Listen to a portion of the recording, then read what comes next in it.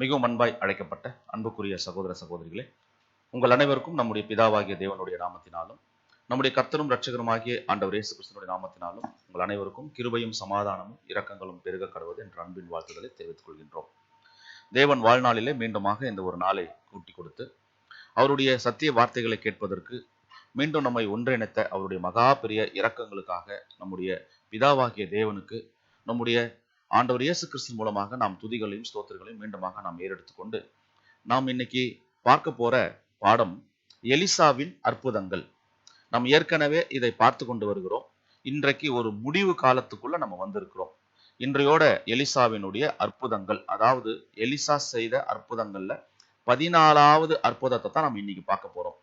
இந்த 14வது அற்புதத்தோடு இன்னைக்கு இந்த பாடம் நிறைவு பெறுகிறது.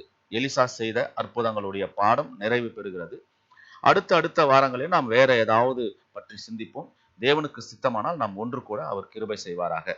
ஸோ அன்புக்குரிய சகோதர சகோதரிகளே, இந்த நாளிலும் எலிசா செய்த அற்புதங்கள் என்ற தலைப்புல 14வது அற்புதத்தை பத்தி தான் நம்ம இன்னைக்கு பார்க்க போறோம். எத்தனாவது அற்புதம்? 14வது அற்புதத்தை பத்தி தான் நம்ம இன்னைக்கு பார்க்க போறோம்.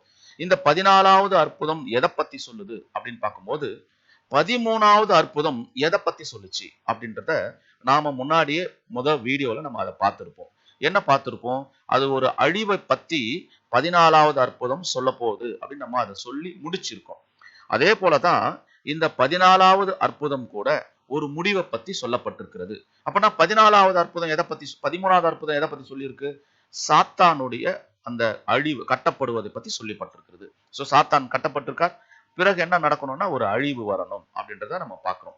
ஸோ அன்புக்குரிய சகோதர சகோதரிகளே, அப்போ சாத்தானுடைய அழிவு என்பது எப்படி நடக்க போகிறது அப்படின்றது குறித்து நாம இந்த எலிசா செய்த அற்புதங்கள்ல நாம் என்ன பண்ண போறோம்னா இன்னைக்கு மிகப்பெரிய ஒரு தெளிவான ஒரு விஷயத்தை நம்ம பார்க்க போறோம். இதுதான் நம்ம பார்க்க போற ஒரு மிகப்பெரிய பிரம்மாண்டமான ஒரு செய்தி. இதற்கான தலைப்பு என்ன அப்படின்னு நம்ம பார்க்கும்போது, இரண்டாம் மரணம். எலிசா செய்த 14வது அற்புதம் எதை பத்தி சொல்லுதுன்னா இரண்டாம் மரணத்தை பத்தி தான் அது சொல்லுது அப்படின்றத நம்ம பார்க்கிறோம். ஸோ எலிசா செய்த அற்புதங்கள்ல 14வது அற்புதம் நம்ம பார்க்க போறோம். அந்த 14வது அற்புதம் 9ஆம் அதிகாரம் 2 ராஜாக்கள் 9ஆம் அதிகாரத்திலிருந்து 10ஆம் அதிகாரம் வரையில இருக்கு. ஸோ 9ஆம் அதிகாரம் பாத்தீங்கன்னா 1ஆம் வசனத்திலிருந்து கிட்டத்தட்ட அது எதுவரையும் இருக்கு அப்படின்னு பார்க்கும்போது 37 வசனங்களும் 10ஆம் அதிகாரத்திலிருந்து 1லிருந்து கடைசி வசனங்கள் வரையிலையும் என்ன இருக்குன்னா இதோடைய மிகப்பெரிய ஒரு தாற்பயம் இருக்கிறத பார்க்கிறோம். ஆனா நம்ம எல்லா வசனமும் இன்னைக்கு வாசிக்க போறோமா அப்படின்னா இல்ல, நம்ம எல்லா வசனமும் வாசிக்க போறது இல்ல. நம்ம என்ன வாசிக்க போறோம்னா நமக்கு பாடத்திற்கு எது எதெல்லாம் தகுந்ததா இருக்கிறதோ அதை பத்தி தான் நம்ம இங்க வாசிக்க போறோம். இதை நீங்க ஒரு வேளை வாசிக்கணும்னா நீங்க வீட்டுல ரொம்ப தெளிவா வாசிங்க. அதற்கான ஒரு விஷயத்தை நம்ம இன்னைக்கு கொடுத்துடலாம். சோ எலிசா செய்த அற்புதங்கள், இது 14வது அற்புதம் பார்க்கிறோம். இந்த 14வது அற்புதத்துல அவர் என்ன பண்றாருன்னா 3 ராஜாக்கள் அழிவை பத்தி தான் நம்ம இன்னைக்கு பார்க்க போறோம். 3 ராஜாக்களுடைய அழிவு. அந்த 3 ராஜாக்களுடைய அழிவு அது மட்டும் இல்ல, ராஜாக்கள் மாத்திரம் இல்ல, ஒரு ராணியை பத்தியும் இங்க அழிவை பத்தி சொல்லப்பட்டிருக்கிறது. சோ ராஜாக்கள் 3 பேரு, அதுக்கப்புறம் ஒரு ராணி, அந்த ராணி ராஜாத்தி என்று சொல்லப்படுகிற ஒரு ராணியை பத்தி நம்ம சொல்லப்படுகிறது. சோ ஆகாப்புடைய மகன் யோராம், யூதாவுடைய ராஜாவாக அகசியா, அதுக்கப்புறம் அவங்களுடைய அம்மா ராஜாத்தி எசபேல், இவங்களை பத்தி தான் நம்ம இன்னைக்கு பார்க்க போறோம். சோ இதுதான் நம்ம இன்னைக்கு பார்க்க வேண்டிய ஒரு விஷயம். இவங்களுடைய அழிவு எதன் மூலியமா வந்தது அப்படின்னு நம்ம முன்னாடியே அதை சொல்லிடலாம். எதன் மூலியமா வருது அப்படின்னா எலிசாவுடைய வார்த்தையின் நிமித்தமாகத்தான் அவர்கள் அழிக்கப்படுகிறார்கள். எலிசா சொன்ன ஒரு வார்த்தை நிமித்தமாக அங்க இருக்கிற அந்த 3 ராஜாக்கள் அங்க அழிக்கப்படுகிறத நம்ம பார்க்க போறோம்.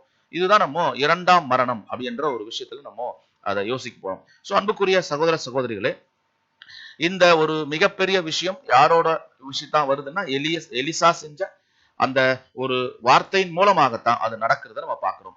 சோ இந்த எலிசாவினுடைய 14வது அற்புதத்துல எலியா செஞ்ச வார்த்தையின் மூலமாகத்தான் இந்த 3 ராஜாக்களுக்கும் என்ன வருது? ஒரு மிகப்பெரிய அழிவு வர்றதை நம்ம பார்க்கிறோம். அதுக்கு முன்னாடி ஒரு வரலாறை நம்ம பார்த்துட்டு இதுக்குள்ள போகலாம். என்ன வரலாறு அப்படின்னு பார்க்கும்போது, சாலமோன் ராஜா அரசாண்டு அவர் மரித்த பிறகு அந்த இஸ்ரவேல் தேசம் 2ஆக பகுக்கப்பட்டது. இஸ்ரவேல் தேசம், யூத தேசம் அப்படின்னு 2ஆக பகுக்கப்பட்டது.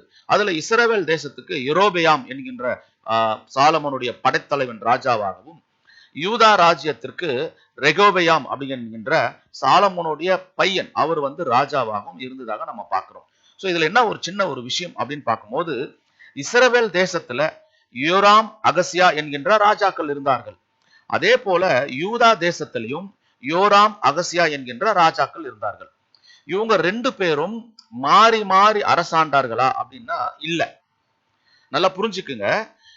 இஸ்ரவேல் தேசத்திலையும் யோராம், அகசியா என்கின்ற பெயர்ல ராஜாக்கள் இருந்தார்கள். யூதாரா தேசத்திலையும் யோராம், அகசியா என்னக்கூடிய பெயர்கள் உள்ள ராஜாக்கள் இருந்தார்கள். இவர்கள் வெவ்வேறும் வேற வேற ராஜாங்கங்கள், கிங்டம்ஸ். அப்போ இவங்க ரெண்டு பேரும் ஒண்ணு இல்ல. ஒருவர் இங்கேயும் ஒருவர் அங்கேயும் ராஜாக்களா ஆனாங்களான்னா இல்ல. சோ இந்த வரலாறு நம்மளுடைய மிகப்பெரிய விஷயத்தை கொடுக்குது. சத்திய வேதாகமும் கூட ரெண்டு விதமான பெயர்கள் உடைய ரெண்டு ராஜ்யங்களிலும் இருந்தார்கள் என்பதை இந்த வேத வசனத்துல நம்ம என்ன பண்ணலாம், முதல்ல இதை பார்த்துட்டு தான் நம்ம உள்ள போகணும். அப்போ இதை நீங்க புரிஞ்சுப்பீங்கன்னு நினைக்கிறேன்.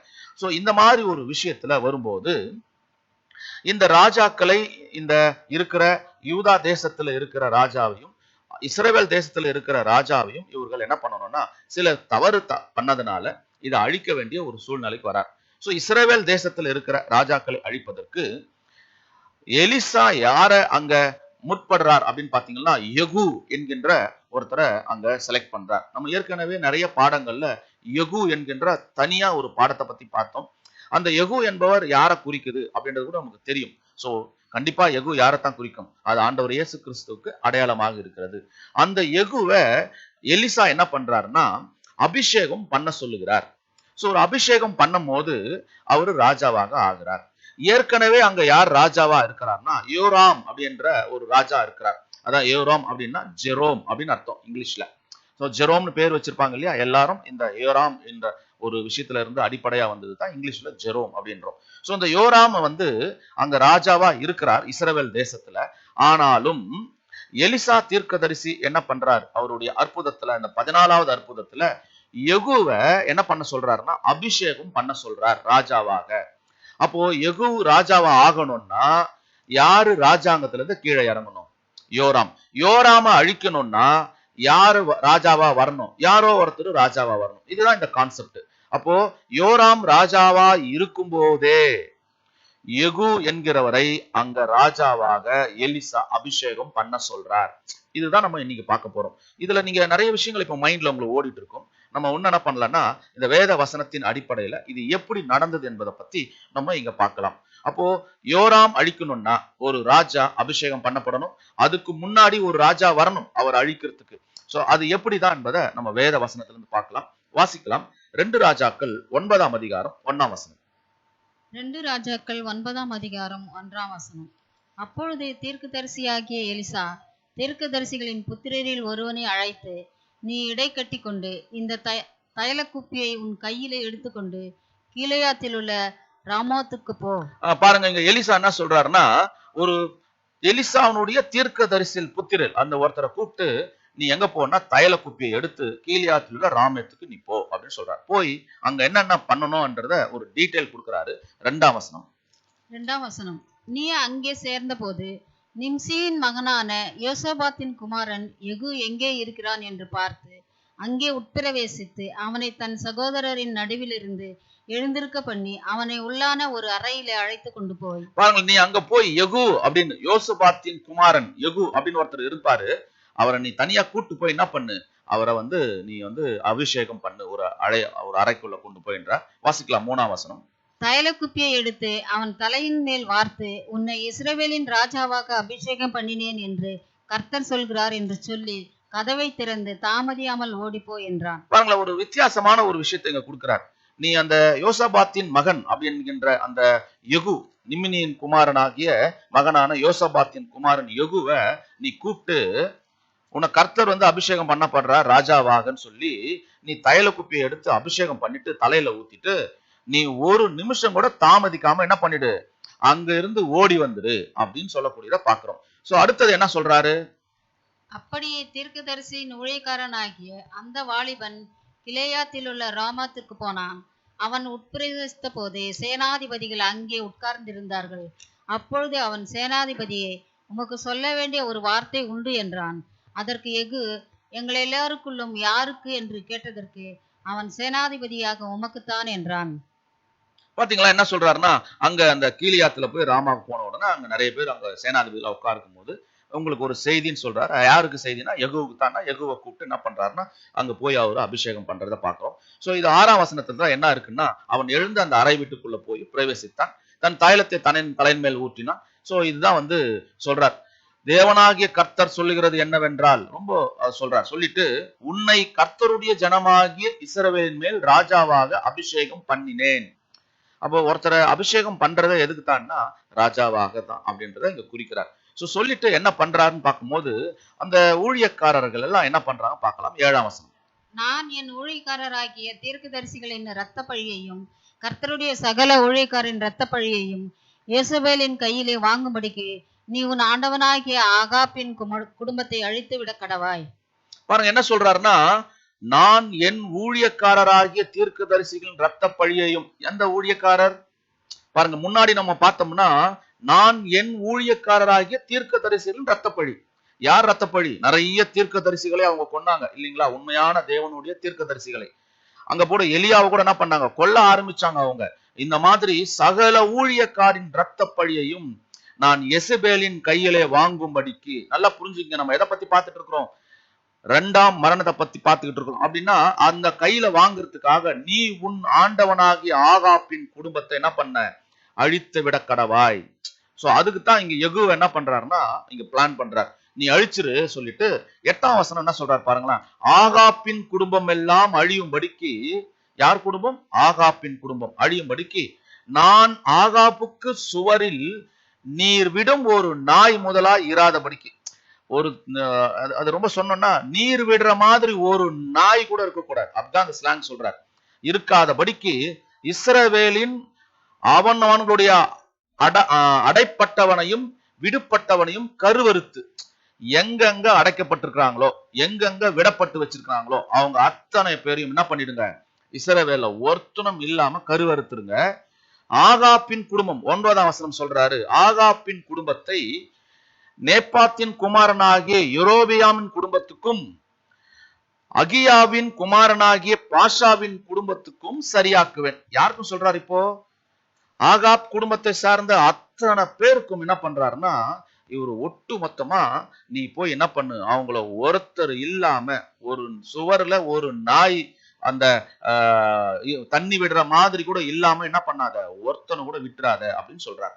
10ஆம் வசனம் வாசிக்கலாம்.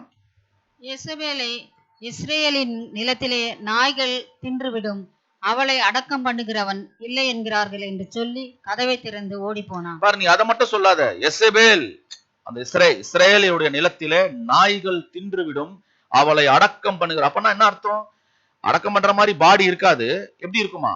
நாய்கள் தின்னுட்டா பிச்சு பிச்சு போயிடும் இல்லைங்களா? அந்த மாதிரி ஒண்ணு சேர்க்க முடியாம அந்த பாடி செத்து போன அந்த பிணத்தை ஒண்ணு சேர்க்க முடியாம நாய்கள் அங்கேயும் இங்கேயும் மூளைக்கு பிச்சுக்குச்சுன்னா அந்த பாடி என்ன பண்ண முடியாது? ஒரு கட்டுக்கோப்பா ஒண்ணு சேர்த்து அதை அடக்கம் பண்ண முடியாத மாதிரி அப்படி இருக்கும். அப்படி சொல்லிட்டு நீ வெளியே வந்துரு, கதவை திறந்து ஓடி வந்துருன்ற. அவ்வளவுதான். சோ இதான் இங்க நடக்குது. அப்ப என்ன பண்ண வராரு இப்போ? எலிசா தீர்க்கதரிசி யெகூ கிட்ட இத சொல்லி அனுப்புறார். என்ன சொல்லி அனுப்புறார்? நீ போயிட்டு என்ன பண்ணு, நிம்சியின் குமாரனாகிய யோசபாத்தின் மகனாகிய யெகூவுல தைல குப்பி எடுத்துட்டு போ, தலையில ஊத்தி அவர் அபிஷேகம் பண்ணு. உன்ன இந்த இஸ்ரவேலுக்கு ராஜாவாக ஆக்கிட்டார். ஆக்கி என்ன பண்ண சொன்னார்னா, ஆகாப்பின் குமாரர்கள் அவங்க என்னென்னலாம் தப்பு பண்ணாங்களோ அதற்காக தேவனுடைய தீர்க்கதரிசனுடைய ரத்த பழி அவங்க கிட்ட நான் வாங்குவேன்.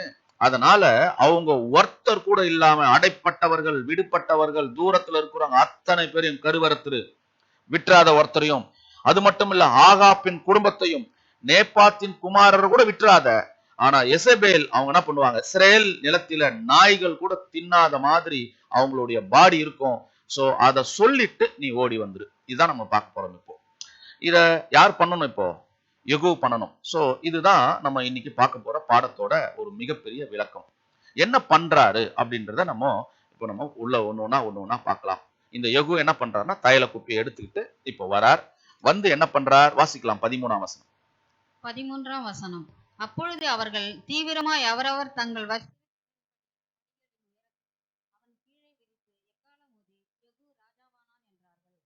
என்ன நடந்ததுன்னா, இங்க ரொம்ப குரூப்பா யார் உட்கார்ந்து இருந்தா, அங்க சேனாதிபதிகள்லாம் உட்கார்ந்து இருந்தாங்க இல்லையா? அந்த சேனாதிபதிகள்லாம் உட்கார்ந்து இடத்துல அந்த எலிசாவுடைய தீர்க்கதரிசி ஊழியக்காரன் ஒருத்தர் வந்து, நான் யாருக்கு செய்தி அப்படின்னு கேட்டோம்னா, யெகூக்கு தானே செய்தி சொன்னார். அந்த செய்தியை வாங்கி கொஞ்சம் பேர் அங்க இருந்தாங்கல்ல, யெகூ தான் வீட்டுக்கு கூட்டு போனார். வீட்டுக்கு கூட்டு போய் அங்க அபிஷேகம் பண்ணி கடவுளுடைய தேவனுடைய வார்த்தைகளை அவர் அங்க சொல்லிட்டார். சொல்லிட்டு இவர் திரும்பி ரிட்டர்ன் வரும்போது இந்த செய்தியெல்லாம் இப்ப யாருக்கு சொல்லப்பட்டிருக்கிறது?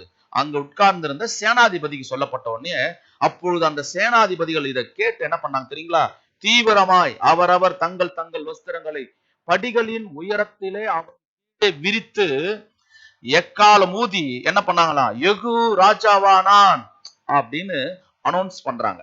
இப்ப யார் ராஜாவாயிட்டார் இஸ்ரேலுக்கு? யெகூ ராஜாவாயிட்டார். யெகூ ராஜாவான உடனே இப்ப என்ன ஆகணும்? ஆக்சுவலா யார் ராஜாவா இருக்கிறது? இப்ப ராஜாவா யார் இருக்கிறது? யோராம், ஆகாப்புடைய மகன் யோராம் வந்து அங்க ராஜாவா இருக்கிறார். ஆனா இப்ப யார் ராஜாவா இங்க அபிஷேகம் பண்ண வச்சிருக்குன்னா, ஒரு ராஜா இருக்கும் போதே இன்னொரு ராஜாவை அபிஷேகம் பண்ணுகிறார்கள் இங்க. அதுதான் நம்ம இங்க பார்க்க போற விஷயம். பாருங்க, அதுல யெகூ என்ற ஒரு சேனாதிபதி தான் கொண்டு போய் யெகூவை ஒரு சேனாதிபதி கொண்டு போய் தான் அங்க ராஜாவாக்குறார்.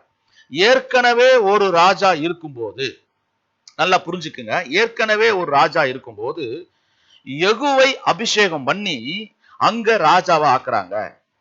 இத நீங்க பார்த்தோம்னா பைபிள்ல நிறைய இடங்கள்ல வேதத்துல எங்க போனாலும் ஒரு ராஜ்யம் இருக்கும் போதே அதற்கு விரோதமாக இன்னொரு ராஜ்யம் என்ன பண்ணும்? அங்க எழும்பும். ஒரு ராஜ்யம் இருக்கும் போதே அதற்கு விரோதமாக ஒரு ராஜ்யம் எழும்பும். நிறைய நம்ம வந்து நிழல் நிறைய நம்ம பார்த்திருக்கிறோம். சோ இது எதனுடைய அடையாளம்?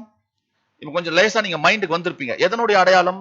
இது எதனுடைய அடையாளம்னா, கர்த்தருடைய ராஜ்யம் ஸ்தாபிக்கப்படுவதற்கு, அவருடைய பிரசன்னம் நடப்பதற்கு ஒரு அருமையான அடையாளம். எப்போ? இப்போ.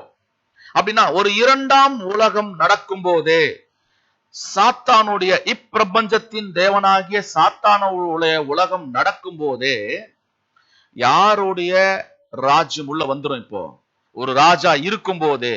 இந்த இரண்டாம் உலகத்துல ராஜா யாரு தான்? சாத்தான் தான். அந்த ராஜ்யம் இருக்கும் போதே இப்ப யார் உள்ள வரணும்? ஆண்டவர் இயேசு கிறிஸ்துவோட ராஜ்யம் உள்ள வர்றதுக்கு ஒரு அருமையான அடையாளம் தான் இந்த அடையாளம்.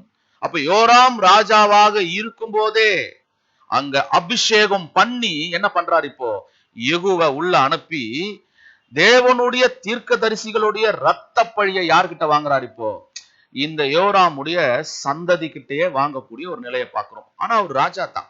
அப்போ ராஜா இருக்கும் போது இந்த விஷயம் நடக்குது. அப்போ இரண்டாம் உலகத்திலேயே ஒரு ராஜா இங்க சாத்தான் அரசாட்சி பண்ணி கொண்டு இருக்கும் போதே ஒரு மேசியா யுகம் ஒண்ணு துவங்கும். சோ இதுதான் நம்ம பார்க்கிறோம். அன்புக்குரிய சகோதர சகோதரி, இது ஒரு ஒரு அழகான ஒரு அடையாளம். இந்த அடையாளத்தை தேவன் நமக்காகவே வச்சிருக்கார். சோ இப்படித்தான் ஒரு ராஜ்யம் அழியாமலேயே இப்படி ஒரு ராஜ்யம் வரும். அது எப்படிங்க ஒரு ராஜ்யம் அழிக்கப்படாமலே இன்னொரு ராஜ்யம் வரும்னா? வரும், பைபிள் சொல்லுது. அப்ப அப்படித்தான் ஆண்டவர் இயேசு கிறிஸ்துவோடைய அந்த வெளிப்படுற நாள் கூட ராஜ்யம் ஒண்ணு இருக்கும் போதே அந்த ராஜ்யத்துக்குள்ளேவே தேவனுடைய அந்த அரசாட்சி வரும். கண்ணுக்கு தெரியாத ஒரு ராஜ்யம் வரும் அப்படின்னு சொல்லப்படுது. சோ இத பைபிள்ல நிறைய அடையாளங்கள் இருக்கு. இந்த அடையாளம் நம்ம நிறைய தெரிஞ்சிருக்கு. இதை நம்ம தெரிஞ்சு வச்சிருப்போம் அப்படின்றத நம்ம பார்க்கிறோம். சோ ஒரு ராஜா தோற்கடிக்கப்பட வேண்டும், அப்புறம் ஒரு ராஜ்யம் வரணும்னா அது என்ன ஆகாது? அது ஒரு புத்தி கெட்டாத ஒரு சூழ்நிலையா மாறிடும். சோ யோராம் ராஜாவாக இருக்கும் போது யெகூ என்னவாயிட்டார்? ராஜாவாக அபிஷேகம் பண்ணப்பட்டார். சோ அபிஷேகம் பண்ணப்பட்ட உடனே அவர் சும்மா இருந்தாரா? இப்ப அவருடைய வேலை என்ன? அவருடைய வேலை என்ன? அன்புக்குரிய சகோதர சகோதரிகளே, ஆகாப்போட சந்ததியை அழிக்கணும். இதுதான் அவருடைய ஒர்க். அப்படின்னா ஆகாப் யாருன்னு நமக்கு நல்லா தெரியும். எசபேல் யாருன்னு நமக்கு நல்லா தெரியும். ஆகாப்போட பையன் யாரு? யோராம் தெரியும். யோராமுடைய பையன் யாருன்னு நமக்கு தெரியும். இவங்க எல்லாம் அரசாட்சி பண்ணிக்கிறாங்க. என்னதான் பண்ணாங்க? ஆகாப் பண்ணதையே பண்ணியிருக்காங்க அப்படின்றத நம்ம நிறைய பார்க்கலாம். சோ நம்ம இன்னும் கொஞ்சம் உள்ள போகும்போது பாத்தீங்களா என்ன பண்ணி இருக்காங்க அப்படின்றத பார்க்கலாம், வாசிக்கலாம். அந்த யெகூ அபிஷேகம் பண்ண உடனே அவர் என்ன பண்றாரு பாத்தீங்கன்னா 14ஆம் வசனம் வாசிக்கலாம். 14ஆம் வசனம். அப்படியே நிம்சி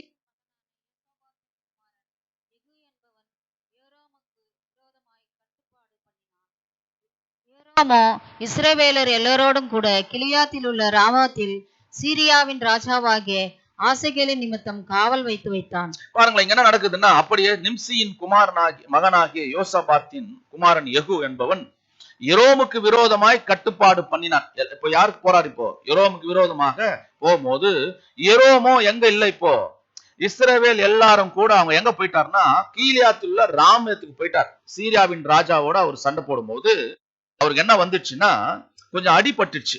அடிபட்ட உடனே அவர் என்ன ஆயிட்டார்னா, அந்த காயங்களை ஆத்துறதுக்காக ரெஸ்ட் எடுக்கிறதுக்காக இஸ்ரேல் என்கின்ற ஒரு இடத்துக்கு அவர் போயிட்டார். போயிட்டு ரெஸ்ட் எடுக்கும் போது இதை கேட்ட யெகூ என்ன பண்றாருன்னா, அந்த இடத்துக்கே போறார். அவர் எங்க இருக்கிறாரோ அந்த இடத்துக்கு போறார். ஏற்கனவே பாருங்க, சீரியாவின் ராஜாவாகிய அசகேலின் நிமித்தம் காவல் வைத்தான். யார் இப்ப ராஜா? சீரியா ராஜா. சீரியா ராஜா நம்ம 13வது அற்புதத்துல என்ன பார்த்தோம்? எலிசா செய்த 13வது அற்புதத்துல பெனத்தாத் ரொம்ப வியாதியா இருக்கிறார். அசகேல் வந்து என்ன பண்றாரு? இப்போ அவருடைய வியாதி குணமாகுமான்னு கேட்க சொல்லி அனுப்புறார். ஆனா என்ன சொன்னார்? அவர் வியாதி குணமாயிடும், ஆனா செத்து போயிடுவார். இது நம்ம 13வது அற்புதத்துல பார்த்தோம். அசகேல் அதுக்கப்புறம் என்ன ஆனார்? பெனத்தாத் இறந்துட்டார். அசகேல் என்ன ஆனார்? அவர் ராஜாவாயிட்டார். அதுல நம்ம என்ன பார்த்தோம்?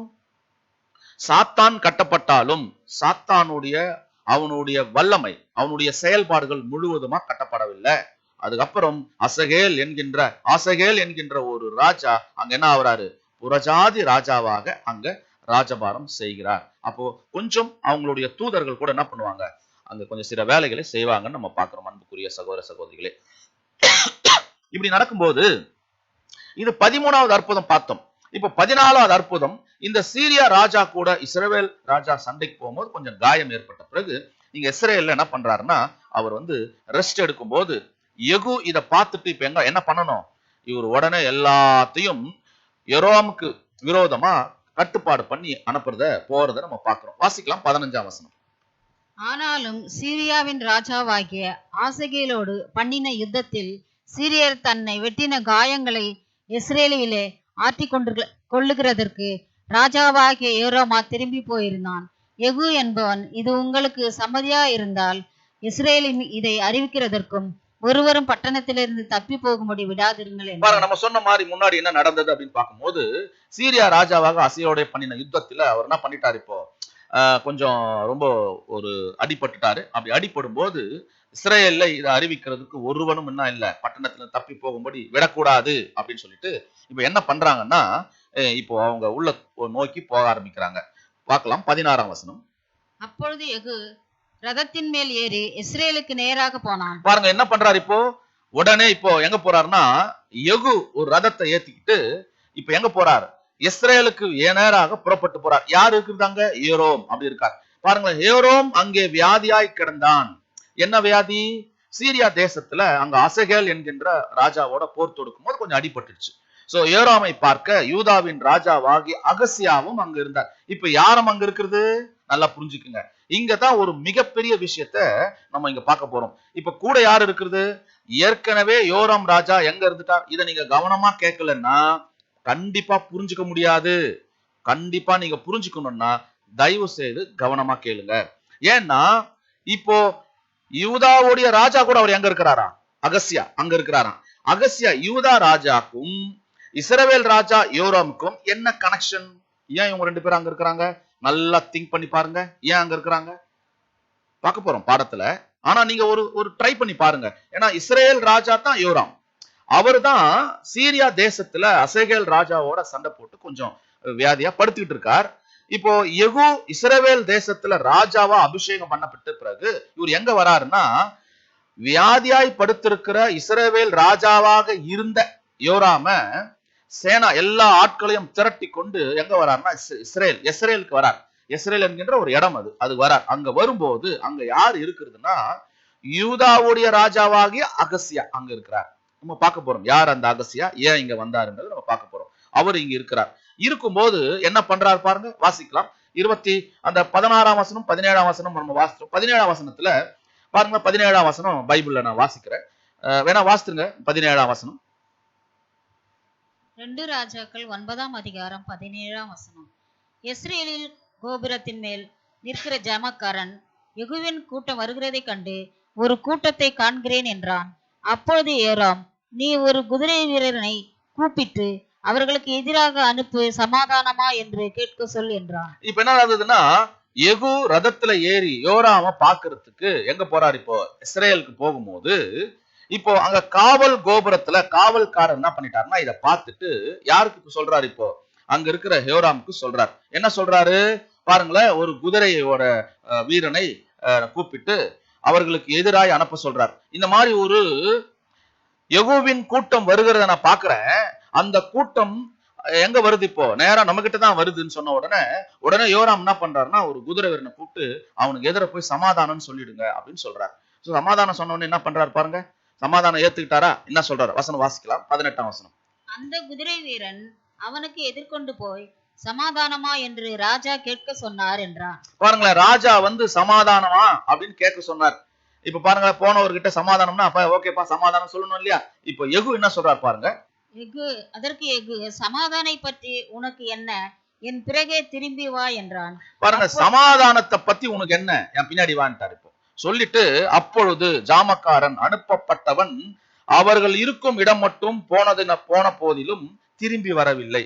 இப்ப இவங்க ஒருத்தர் அமிச்சாங்கல்ல குதிரை வீரனை போய் சமாதானம் பண்றதுக்கு, இவரு போய் சமாதானம் சொன்ன உடனே யெகூ என்ன சொல்லிட்டாருன்னா சமாதானம் எல்லாம் எங்க இருக்கட்டும்பா, நீ என் பின்னாடி வான்ட்டாரு. இப்ப அவர் குதிரை வீரன் என்ன பண்ணிட்டாரு, யெகூவோட பின்னாடியே வர ஆரம்பிச்சிட்டாரு. ரெண்டாவது என்ன நடக்குது இப்ப ரெண்டாவது அடுத்த வசனம் 19ஆம் வசனம் வாசிங்க. ஆகையால் வேறொரு குதிரை வீரனை அனுப்பினான். இப்ப திருப்பி வேற ஒரு குதிரை வீரனை அவங்க அனுப்புறாங்க. அனுப்பி என்ன பண்றாங்கன்னா அவர்கிட்டயும் போய் நீ சமாதானம் போய் சொல்லு அப்படின்னு சொன்ன உடனே அப்பொழுதும் என்ன பண்றாரு தெரியுங்களா யெகூ அவர்கிட்ட என்ன சொல்றாரு பாருங்க, வாசிக்கலாம். ஆகையால் வேறொரு குதிரை வீரனை அனுப்பினான். அவன் அவர்களிடத்தில் போய் சமாதானமா என்று ராஜா கேட்க சொன்னார் என்றான். அதற்கு யெகூ சமாதானத்தை பற்றி உனக்கு என்ன, என் பிறகே திரும்பி வா என்றான். பாருங்க, திருப்பி என்ன சொல்லிட்டாரு, இப்போ சமாதானத்தை பத்தி உனக்கு தெரியும், என் பின்னாடி வான்ட்டார். இப்ப ஜாமக்காரன் ஒரே குழப்பமாயிட்டார். வாசிக்கலாம் 20ஆம் வசனத்துல.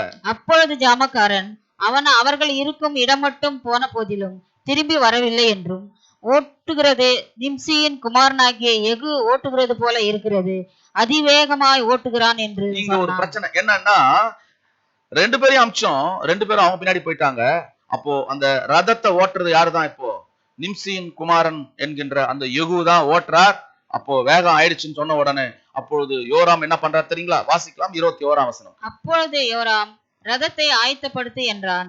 அவனுடைய ரதத்தை ஆயத்தப்படுத்தின போது இஸ்ரவேலின் ராஜாவாகிய யோராமும் யூதாவின் ராஜாவாக அகசியாவும் அவனவன் தன் ரதத்தில் ஏறி யெகூவுக்கு நேராக புறப்பட்டு இஸ்ரேலியனாகிய நாபோத்தின் நிலத்திலே அவனுக்கு எதிர்பட்டார்கள். இப்ப என்ன பண்ணாங்கன்னா ரெண்டு பேரும் அமிச்சாங்க குதிரை வீரர், ரெண்டு பேரும் அவங்க பின்னாடி போயிட்டு என்ன பண்ணியாச்சு, இப்போ அவங்கள கூட பின்னாடி வந்துட்டாங்க. இப்போ ஜாமக்காரன் அந்த என்ன பண்றாரு, அவரு வேற வழி இல்லாம யோராம் கிட்ட சொல்றாரு. இப்போ யோராம் என்ன பண்றாரு, ரதத்தை ஆயத்தப்படுத்தி இப்ப யார்கிட்ட போறாரு, இப்போ யோராமுக்கு முன்னாடி யெகூவுக்கு முன்னாடியே இவர் போக ஆரம்பிக்கிறார். கூட யார் போறது இப்போ பாருங்களேன், யூதாவின் ராஜாவாக அகசியாவும் இஸ்ரவேலின் ராஜாவாகி யோராமும் ரெண்டு பேரும் ரதத்துல ஏறி எங்க போறாங்களாம், யெகூவுக்கு நேராக புறப்பட்டு இஸ்ரேல் ஆகிய நாபாத்தின் நிலத்துல போய் நிக்கிறாங்க. இப்போ நின்ன உடனே என்ன நடக்குது பாருங்க, என்ன நடந்திருக்கும், ஒரு அருமையான ஒரு சீக்வன்ஸ் நடக்குது. வாசிக்கலாம் 22ஆம் வசனம். 22ஆம் வசனம். யோராம் யெகூவை கண்டவுடனே யெகூவே சமாதானமா என்றான். இப்ப பாருங்களேன் என்ன சொல்றாரு, இப்போ இதே வார்த்தையை தான் யார் சொன்னா, அந்த குதிரை வீரர்கள். நம்ம கொஞ்சம் டீட்டெயிலா உள்ள போறோம். இப்போ யோராம் கூட என்ன பண்றாருன்னா யெகூவை பார்த்துட்டு சமாதானம் அப்படின்னு சொன்ன உடனே யெகூ என்ன டென்ஷன் ஆறா பாருங்களேன். வாசிக்கலாம்.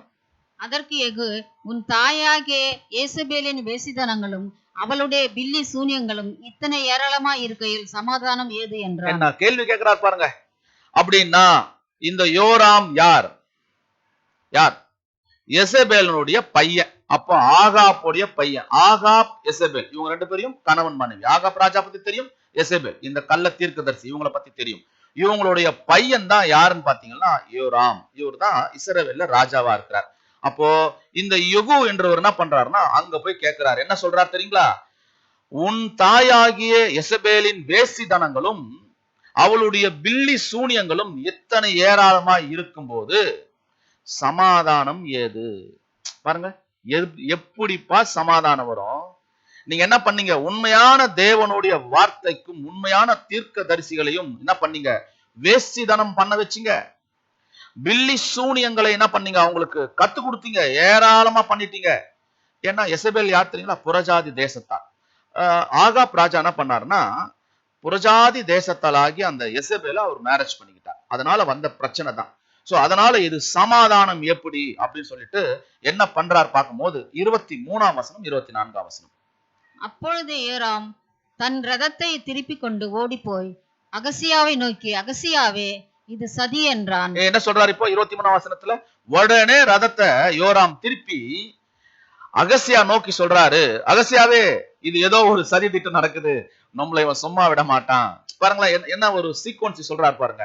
அகசியாவே, நீயும் தப்பிச்சிரு, நானும் தப்பிச்சிடுறேன், இது ஏதோ ஒரு ரகசியம், இல்ல ஏதோ ஒரு சதி, இல்ல ஏதோ ஒரு ப்ராப்ளம் இருக்கு, அதனாலதான் இவன் ரொம்ப ஓவரா பேசுறான், எங்க அம்மாவை பத்தி எல்லாம் பேசுறான், ஏதோ அதை பத்தி இதை பத்தி எல்லாம் சொல்றான் அப்படின்னு ஒரு மைண்ட் தாட் வந்த உடனே திரும்பி ஓடி போய் அகசியாவை பார்த்து, ஏன்னா யூத ராஜா அகசியா, இஸ்ரவேல் ராஜா யோராம், பார்த்து என்ன சொல்றாருன்னா, இது சதி, ஏதோ ஒரு சதி நடந்திருக்குது, அதனாலதான் இங்க வந்திருக்கிறான். ஏன்னா இப்ப இவங்களுக்கே என்னன்னு தெரியல, இவரு ராஜாவா அவரு ராஜாவா இல்ல எவ்வளவு ராஜாவான்னு தெரியல. சோ இந்த மாதிரி ஒரு சூழ்நிலை நடக்குது. அன்புக்குரிய சகோதர சகோதரி, நீங்க கேட்கறதுக்கு ஏதோ பயங்கர கதை மாதிரி இருக்கும். ஆமா, இது கதை இல்ல, சரித்திரம். ஒட்டுமொத்த உலக ஜனங்களும் தவிக்கிற மாதிரி ஒரு விஷயத்த தேவன் இந்த நாள்ல நமக்கு பண்ணிக்கிட்டு இருக்கிறார். நீங்க உங்களுக்கு புரிஞ்சிருக்கும்னு நினைக்கிறேன். ஏன் தெரியுங்களா? இஸ்ரவேலுக்கு விரோதமாக எல்லா ராஜ்யங்களும் எழும்பும். நம்ம இஸ்ரவேல் தீர்க்கதரிசன பார்த்திருக்கோம். இஸ்ரவேல் விரோதமா எல்லாம் வரும். அவங்க எல்லா டெக்னாலஜியும் கடைபிடிப்பாங்க. ஆனா டெக்னாலஜி என்ன ஆயிடும்? சுக்கு நூறா உடைஞ்சு போயிடும். திங்க் பண்ணி பாருங்க, சுக்கு நூறா உடைஞ்சிரும். ஆனா தேவன் அவருடைய டெக்னாலஜியை யூஸ் பண்ணுவார், எல்லாருக்கும் புத்தி மயக்கத்தை கொண்டு வந்துருவார். அப்படியே ட்ரை பண்ணி பாருங்க. அதற்கான ஒரு பிராக்டிஸ் தான், அதற்கான ஒரு விஷயம் எப்ப நடக்க போகுது? 3ஆம் உலக போர்ல நடக்க போற விஷயம் தான் நம்ம பாக்குறோம். இஸ்ரவேல் தீர்க்கதரிசனம் ரொம்ப ஹெவியா பாக்குறோம். ஒரு மிகப்பெரிய சென்சிட்டிவான ஒரு விஷயத்தை தேவன் அங்க பயன்படுத்த போறார். இயேசு கிறிஸ்து வந்து நிப்பார் அப்படின்னு நம்ம பாக்குறோம். எங்க? இஸ்ரவேல்ல. யுத்தம் அவருடையதுன்னு பாக்குறோம். இது எல்லாத்தையும் பார்த்த நாம அதுக்கு ஒரு என்ன தேவை? இப்போ ஒரு சாம்பிள் தேவை. என்ன சாம்பிள்? ஒட்டுமொத்த இஸ்ரவேலையும் அடிக்கிற நாட்டை புத்தி மயக்கம் வர பண்ணுவேன், அவங்கள குருட்டாட்டத்தை வர பண்ணுவேன், அவங்களுடைய அத்தனை சிஸ்டம்ஸும் ஃபெயில் ஆயிடும். எவ்வளவு சிஸ்டம் வச்சிருக்காங்க, எவ்வளவு பெரிய வல்லரசு நாடுகள் என்னென்னலாம் வச்சிருக்காங்க, மொத்தம் ஃபெயிலியர் ஆயிடும். ஆமா தானே?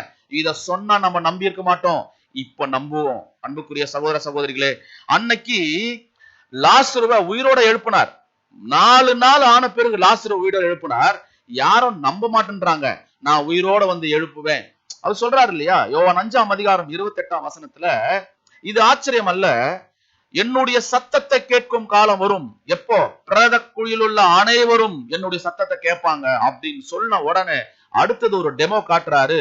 4 நாள் ஆன பிறகு லாசரு என்ன பண்றாரு தெரியுமா? வெளியே வான்னு கூப்பிடுறாரு. கூப்பிட்டாரா? வெளியே வந்தாரா? சத்தம் கேட்டுச்சா?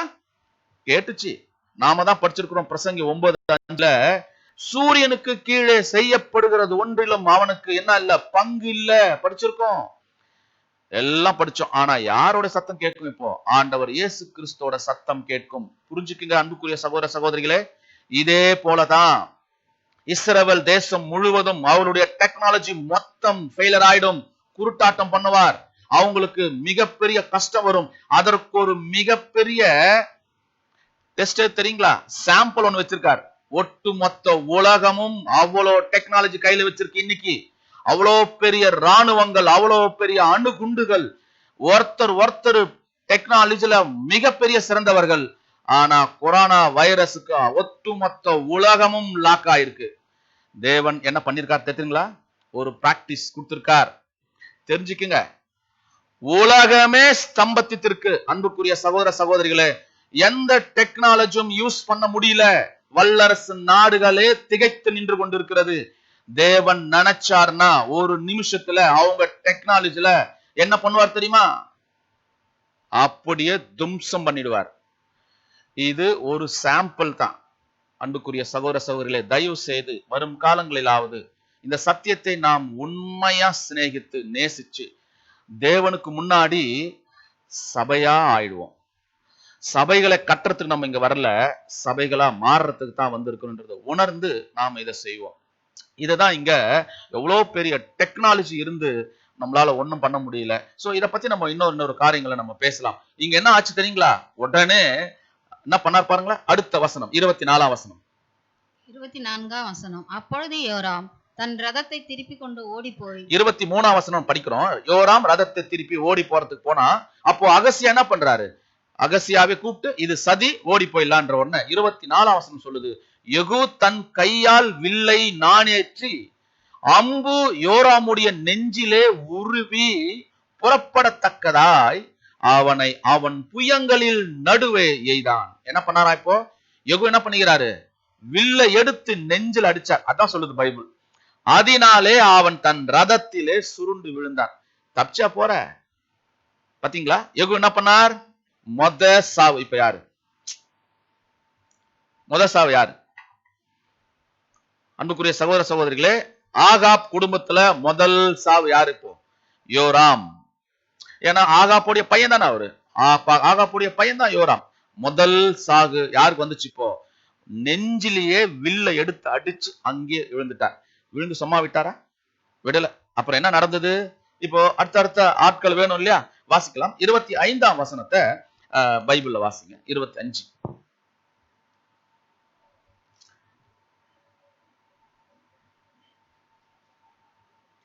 பாருங்க, நான் வாசிக்கிறேன். 25ஆம் வசனம். அப்பொழுது யெகூ தன் சேனாதிபதியாகிய பித்காரை நோக்கி அவனை எடுத்து இஸ்ரேல் ஆகிய நாபேத்தின் வயல் நிலத்திலே எரித்து போடு. அப்ப அவங்க எங்க தான் நிக்கிறாங்க? இப்போ அந்த இஸ்ரேலுடைய வயல் நிலத்துல நிக்கிறாங்க. அங்கேயே அவங்கள எரிச்சு போட்டு, நானும் நீயும் ஒரு சேடாய் அவன் தகப்பனாகிய ஆகாப்பின் பிறகே குதிரை ஏறி வருகிற போது கர்த்தர் இந்த ஆக்கினியை அவன் மேல் சுமத்தினார் என்பதை நினைத்துக்கொள். எவ்வளவு அழகான ஒரு விஷயம். ஆகாப் ராஜா முன்னாடி என்ன ஆயிட்டார்? அவர் இறந்துட்டார். அப்பவே சொல்றார், ஆகாப்பின் பிறகு குதிரைகள் வருகிற கர்த்தர் அந்த ஆக்கினியை அவன் மேல் சுமத்தினார் என்று சொல்லு அப்படின்னு சொல்றார். சொல்லிட்டு விட்டுட்டாரா? விட்டுட்டார். அப்படியே விட்டுல. 26ஆம் வசனம் சொல்லுது. வாசிக்கலாம். 26ஆம் வசனம். நேற்று நாபோத்தின் ரதத்தையும் அவன் குமாரனின் ரதத்தையும் கண்டேன் அல்லவா என்றும், இந்த நிலத்தில் உனக்கு நீதி சரி கட்டுவேன் என்றும் அப்பொழுது கர்த்தர் சொன்னாரே, இப்போதும் அவனை எடுத்து கர்த்தருடைய வார்த்தையின்படி இந்த நிலத்தில் எரிந்து போடு.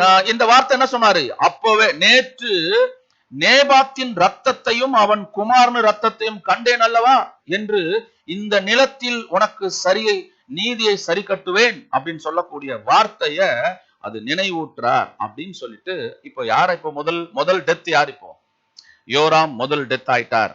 இப்போ அடுத்தது அகசியா அங்க நிக்கிறார். யூதா ராஜா அகசியா அங்க நிக்கிறார். அகசியா என்ன ஆகணும்? இப்போ எஸ்கேப் ஆகணும். இப்ப என்ன ஆகுது பாருங்க. 27ஆம் வசனம். இதை யூதாவின் ராஜாவாகிய அகசியா கண்டு தோட்டத்தின் வீட்டு வழியாய் ஓடி போனான். யெகூ அவனை பின்தொடர்ந்து அவனையும் ரதத்திலே வெட்டி போடுங்கள் என்றான். அவர்கள் இப்லேயாம் கிட்ட இருக்கிற கூர்மலையின் மேல் ஏறுகிற வழியில் அப்படி செய்தார்கள். அவன் மெகிதேவுக்கு ஓடி போய் அங்கே செத்து போனான். பாருங்களேன், இப்போ யார விடல? இப்போ யூதாவின் ராஜா அகசியா இதை பார்த்துட்டு என்ன பண்ணாரு? தோட்டத்தின் வழியாய் ஓடி போகும்போது யெகூ உடனே அவனை பின்தொடர்ந்து என்ன பண்ணாராம் தெரியுங்களா? அவர் வழியிலே போகும்போது, அது ஓடி போற வழி, அவனை ரதத்திலே வெட்டி போடுங்கள் என்று சொன்னான். அவர்கள் இப்லேயாம் கிட்ட இருக்கிற கூர்மையான மலையில் ஏறுகிற வழியிலே அப்படியே அவன் என்ன பண்ணாங்க? மெதிதாகுக்கு ஓடி போய் அங்கே அவன் செத்து போனான். இப்ப ரெண்டாவது சாவு யாரு? ரெண்டாவது சாவு. முதல் சாவு யார் சாவடிச்சார்? இஸ்ரவேலின் ராஜா யோராம். இரண்டாவது சாவு யூதாவின் ராஜா அகசியா. யார் இவங்க ரெண்டு பேரும்? இவங்க ரெண்டு பேரும் கூட்டு இருக்காங்க. ரெண்டு பேரும் கூட்டணி. எப்படின்னு பாத்தீங்கன்னா கொஞ்சம் புரிஞ்சுக்குங்க, கொஞ்சம் கவனமா கேளுங்க. யோராமுடைய தங்கச்சி தான் அத்தாலியேல். நம்ம படிக்கிறோம். அத்தாலியேல் ஒருத்தர் இருந்தாங்க. அப்போ யோராம் யாரு? இஸ்ரவேலுடைய ராஜா. அவங்க தங்கச்சியை தான் யார் கல்யாணம் பண்ணி இருக்குது? இப்போ யூதா ராஜா யோராம் இருக்காரு இல்லையா, அவங்களோட பையன் அகசியா. அவர் தான் என்ன பண்ணிருக்காருன்னா அவங்கள அந்த குடும்பத்துல, அப்ப பாருங்களேன், இஸ்ரவேல் ராஜாவா இருக்கக்கூடிய ஆகாப்புடைய பையன் யாரு? யோராம். யோராமுடைய தங்கச்சி அத்தாலியல். அப்போ அத்தாலியல் யாரு? ஆகாப்போட பொண்ணு. ஆகாப்போட பொண்ணு யூத ராஜாவாகிய அகசியாவுடைய பையனுக்கு என்ன பண்ணிருக்காங்கன்னா அகசியாவுக்கு அங்க மேரேஜ் பண்ணி கொடுத்திருக்கிறத நம்ம பாக்குறோம். இதுதான் நம்ம நிறைய வசனங்களை படிக்கும்போது தெரியும். இது ரெண்டு கிங்டம் ஆச்சு. ஒருத்தரை மாத்தி ஒருத்தர், நீ பொண்ணை கொடுத்து நான் பொண்ணு எடுத்துக்கிறேன், நீ மாப்பிள்ளை கொடுத்து நான் மாப்பிள்ளை எடுத்துக்கிறேன்ற ஒரு கதையில தான் போனாங்க. அதனாலதான் அகசியா எங்க போனாரு? இவருக்கு வியாதி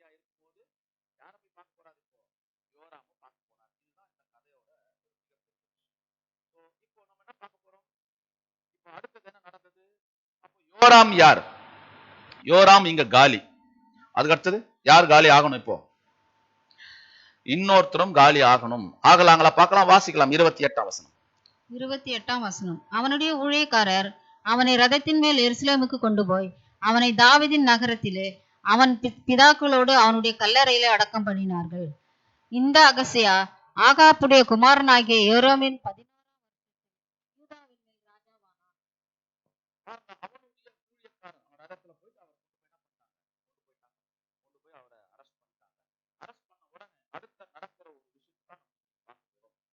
யோராம் யாருக்கு அடையாளமா இருக்கிறார்? யோராம், அந்த யோராம் ராஜா யாருக்கு அடையாளமா இருக்கிறார் பார்த்துட்டு நம்ம உள்ள போகலாம். யோராம் போப்பு மார்க்கத்துக்கு அடையாளமா இருக்கிறார். அப்போ அவங்க அம்மா எசபேல் பாத்தீங்களா யாருக்கு அடையாளமா இருக்கிறார் அப்படின்னு பாக்குறாங்கன்னா, அந்த அம்மா இப்போ நம்ம சாவடிச்சாங்களான்னா இல்ல, இன்னும் கொஞ்சம் உள்ள போய் பார்க்கலாம்.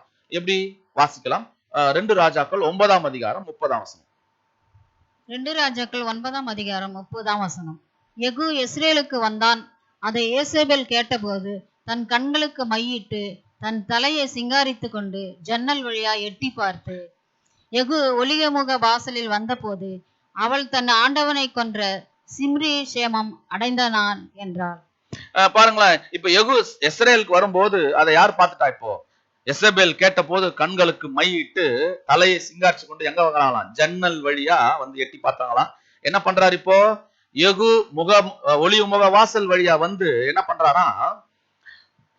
ஆண்டவனை கொன்ற சிம்ரி சேமம் அடைந்தாளா என்றார். அதாவது செத்து போயிட்டாளா, அவன் மேல போயிட்டாளா, நம்ம சொல்லுவோம்ல மோட்சத்துக்கு போயிட்டாங்களா அப்படின்னு கேட்பாங்களா, அந்த மாதிரி அடைந்தாளா அவள் தன் ஆண்டவனை கொன்ற சிம்ரி. சோ கேட்ட உடனே என்ன நடக்குது அப்படின்னு பார்க்கும்போது பாருங்களேன், 32ஆம் வசனம். அப்பொழுது அவன் தன் முகத்தை அந்த ஜன்னலுக்கு நேராக ஏறெடுத்து, என் பட்சத்தில் இருக்கிறது யார் யார் என்று கேட்டதற்கு 2-3 பாருங்களேன், அவர் சொல்றாரு, அவன் தன் முகத்தை பார்த்து ஜன்னலுக்கு நேரே என் பட்சத்தில் இருக்கிறது யார்? என் பட்சத்தில் அப்படின்னா அந்த அம்மாவோட எசபேலோடைய பட்சத்தில் அவங்க கொஞ்சம் பேர் இருக்கிறாங்கன்னா அவங்கள பார்த்து இருக்க என் பட்சத்துல இருக்கிறது யாருன்னு கேட்கிறாரு. கேட்ட உடனே அவங்க எட்டி பார்த்தாங்களாம். உடனே அப்பொழுது அவன் அவளை கீழே தள்ளுங்கள் என்றான். அப்படியே அவளை கீழே தள்ளினதினால் அவளுடைய ரத்தம் சுவரிலும் குதிரைகளிலும் தெரித்து அவன் அவளை மிதித்து கொண்டு. இப்ப என்ன ஆச்சு? ஜன்னல் மேல எட்டி பார்த்தால மையெல்லாம் போட்டுக்கிட்டு என்ன பண்ணாங்க? இப்போ தள்ளி விட்டாங்க. யாரு? அவங்க ஆளுங்களே. அதான் எது அந்த என்னுடைய பக்கத்துல யாரு இருக்கு, நாங்க இருக்கிறோம் எட்டி பார்த்தாங்க, அவளை தள்ளிடுன்ட்டாரு. அவள் உடனே தள்ளிட்டாங்க. தன்னை உடனே அவள் என்ன பண்ணா? அங்க இருந்து விழுந்து சுவர்ல அடிப்பட்டு ரத்தம் ஊத்தி குதிரைகள் வந்து அதை தெரிச்சு, குதிரை மேலேயே தெரிச்சுதான்.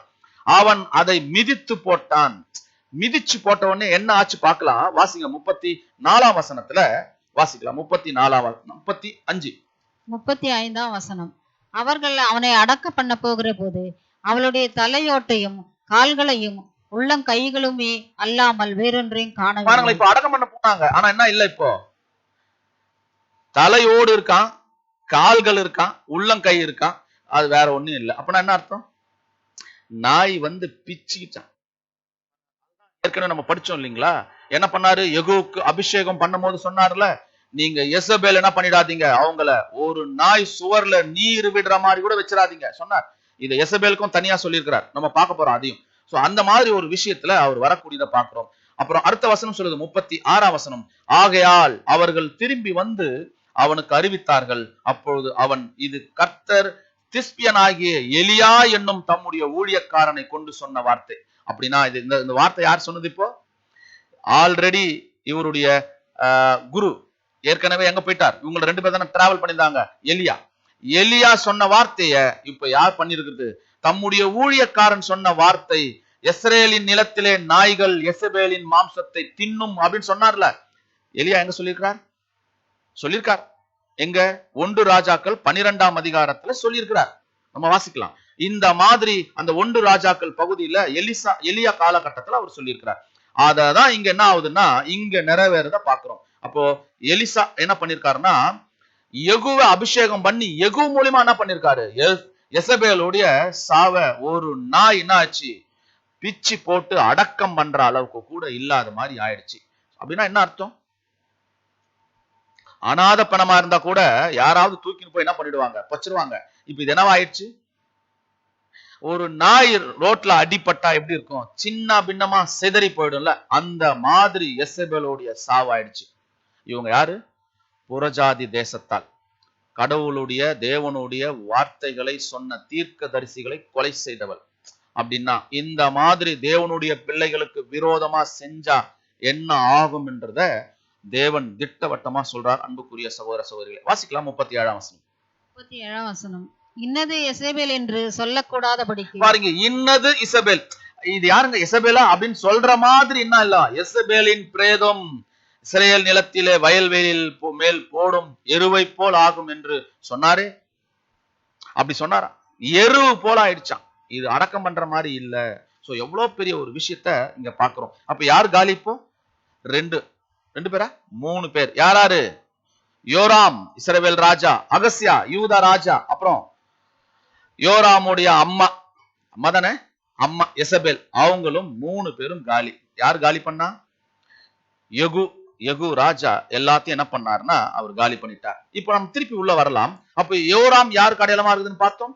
அவர் போப்பு மார்க்கத்துக்கு அடையாளமா இருக்கிறாருன்னு பார்த்தோம். அப்படின்னா எசபேல் அவங்க அம்மா யாருக்கு அடையாளமா இருக்கிறாங்கன்னா புறஜாதியார் தேசத்திலிருந்து வந்த கள்ள தீர்க்க தரிசிக்கு, அதாவது இந்த போப்பு மார்க்கத்துல ஒரு வேசிதனம் பண்ண ஸ்திரீக்கு ஒப்பா இருக்காங்க. அவங்க ஆல்ரெடி அவங்க யார்தான் வேசி, அதான் அப்படி சொல்றப்படுது. அப்ப அவங்க வீட்டுக்காரு ஆகாப் யாருக்கு அடையாளமா இருக்காருன்னா ராஜ்யங்களுக்கு அடையாளமா இருக்கிறார் அப்படின்னு பாக்குறோம். அப்போ அகசியா யாரு? அதை நம்ம பின்னாடி பார்க்க போறோம். அகசியா யாரு? அப்போ போப்பு மார்க்கத்துல நிறைய விக்கிரகங்கள் ஒரு முடிவுக்கு வந்துச்சு யெகூ மூலியமா. யெகூ கிறிஸ்துக்கு அடையாளமா இருக்கிறார். அதனால்தான் என்ன பண்ணார், போப்பு மார்க்கத்தை யெகூ, இஸ்ரவேல் யெகூ இயேசு கிறிஸ்து அடையாளமா இருக்கிறதுனால போப்பு மார்க்கத்துல இருக்கக்கூடிய ஒட்டு மொத்தத்தையும் என்ன பண்ணார், அந்த போக்கு மார்க்க அமைப்பையே அடிக்கிறார் யோராம்.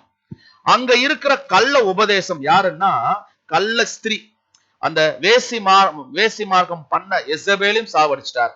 சோ அவங்களுடைய கணவன் ராஜாங்களுக்கெல்லாம் அவர் தான் ரொம்ப அதிபதியா எல்லாம் பண்ணாரு. அவருடைய மரணத்தை பத்தி கூட யார் எழுதியிருக்காரு? இப்போ ஆகாப்புடைய மரணத்தை பத்தி கூட எலியா எழுதியிருக்கிறார், எலியா சொல்லியிருக்கிறார். அப்படின்னா அகசியா யார்? அப்ப பாருங்களேன், யோராம் வயசுல பெரியவர், அகசியா வயசுல சின்னவர். அப்பனா என்ன அர்த்தம்? யோராம் இஸ்ரவேல் ரொம்ப பெரிய 10 கோத்திரம் அவரு, அங்க இவரு யூத ராஜா 2 கோத்திரம். அப்ப அவர் வயசுல பெரியவர், அவரு போப்பு மார்க்கத்துக்கு அடையாளமா இருக்காருன்னா அகசியா யாருக்கு அடையாளமா இருக்கணும்? புரோட்டஸ்டன்ஸ்க்கு அடையாளமா இருக்கிறார். இப்போ வயசுல சின்னவர் இவங்க. அப்படின்னா என்ன அர்த்தம் தெரியுங்களா? அவங்க ரொம்ப மூத்தவங்க, பாபிலோனுடைய தாய். இவங்க யாரு? புள்ள. அப்ப கொஞ்சம் வயசுல சின்னவா தான் இருக்காங்க. அதுதான் அகசியா. சோ புரோட்டஸ்டன்ஸ் அப்படின்னு சொல்லக்கூடிய வகையை சார்ந்தவர் தான் இந்த அகசியா. விட்டாரா அகசியாவை? விடலையே. அவர் என்ன பண்ணிட்டாரு? அவர் பின்னாடியே துரத்தி போய் அவர் என்ன பண்ணாரு, அந்த கூர் மலையில போய் என்ன பண்ணாருன்னா அவர் அடிச்சாருன்னு நம்ம பாக்குறோம். சோ 2 ராஜாக்களையும் அவர் என்ன பண்ணார், கொலை பண்ணிட்டார். எந்த ராஜாக்கள் 2 பேரும்? போப்பு மார்க்கமும் புரோட்டஸ்டன்ஸையும் 2த்தையும் என்ன பண்ணிட்டார், இப்போ அடிச்சிட்டார். யாராரு? இஸ்ரவேல் தேசத்து ராஜாவாக இருந்த யோராமையும் யூத ராஜாவாக இருந்த அகசியாவும் அடிச்சிட்டார். இந்த 2ம் எதற்கு அடையாளமா பாக்குறோம்? இவங்க 2 பேரும் என்ன பண்ணாங்க? 2 பேரும் தேவனுடைய வார்த்தைக்கு விரோதமாக என்ன பண்ணாங்கன்னா விக்கிரக தோப்புக்களை செஞ்சாங்க. சோ இதனால தான் இவங்க 2 பேரையும் இது 2 அடையாளமாக, ஒன்னு புரோட்டஸ்டன்ஸ் ஒன்னு ஆர்சி அப்படின்னு சொல்லப்படுகிறதாக பாக்குறோம்.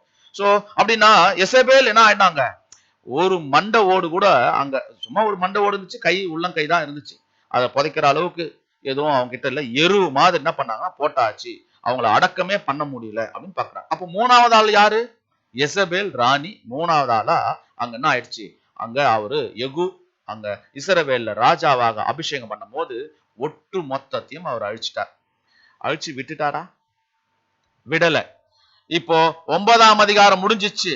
இப்ப நம்ம 10ஆம் அதிகாரத்துக்கு வரப்போறோம். 10ஆம் அதிகாரத்துல அவர் என்ன பண்றாரு யெகூ அப்படின்னு பாத்தீங்கன்னா வாசிக்கலாம். 10ஆம் அதிகாரம் 1-2 வசனங்கள்.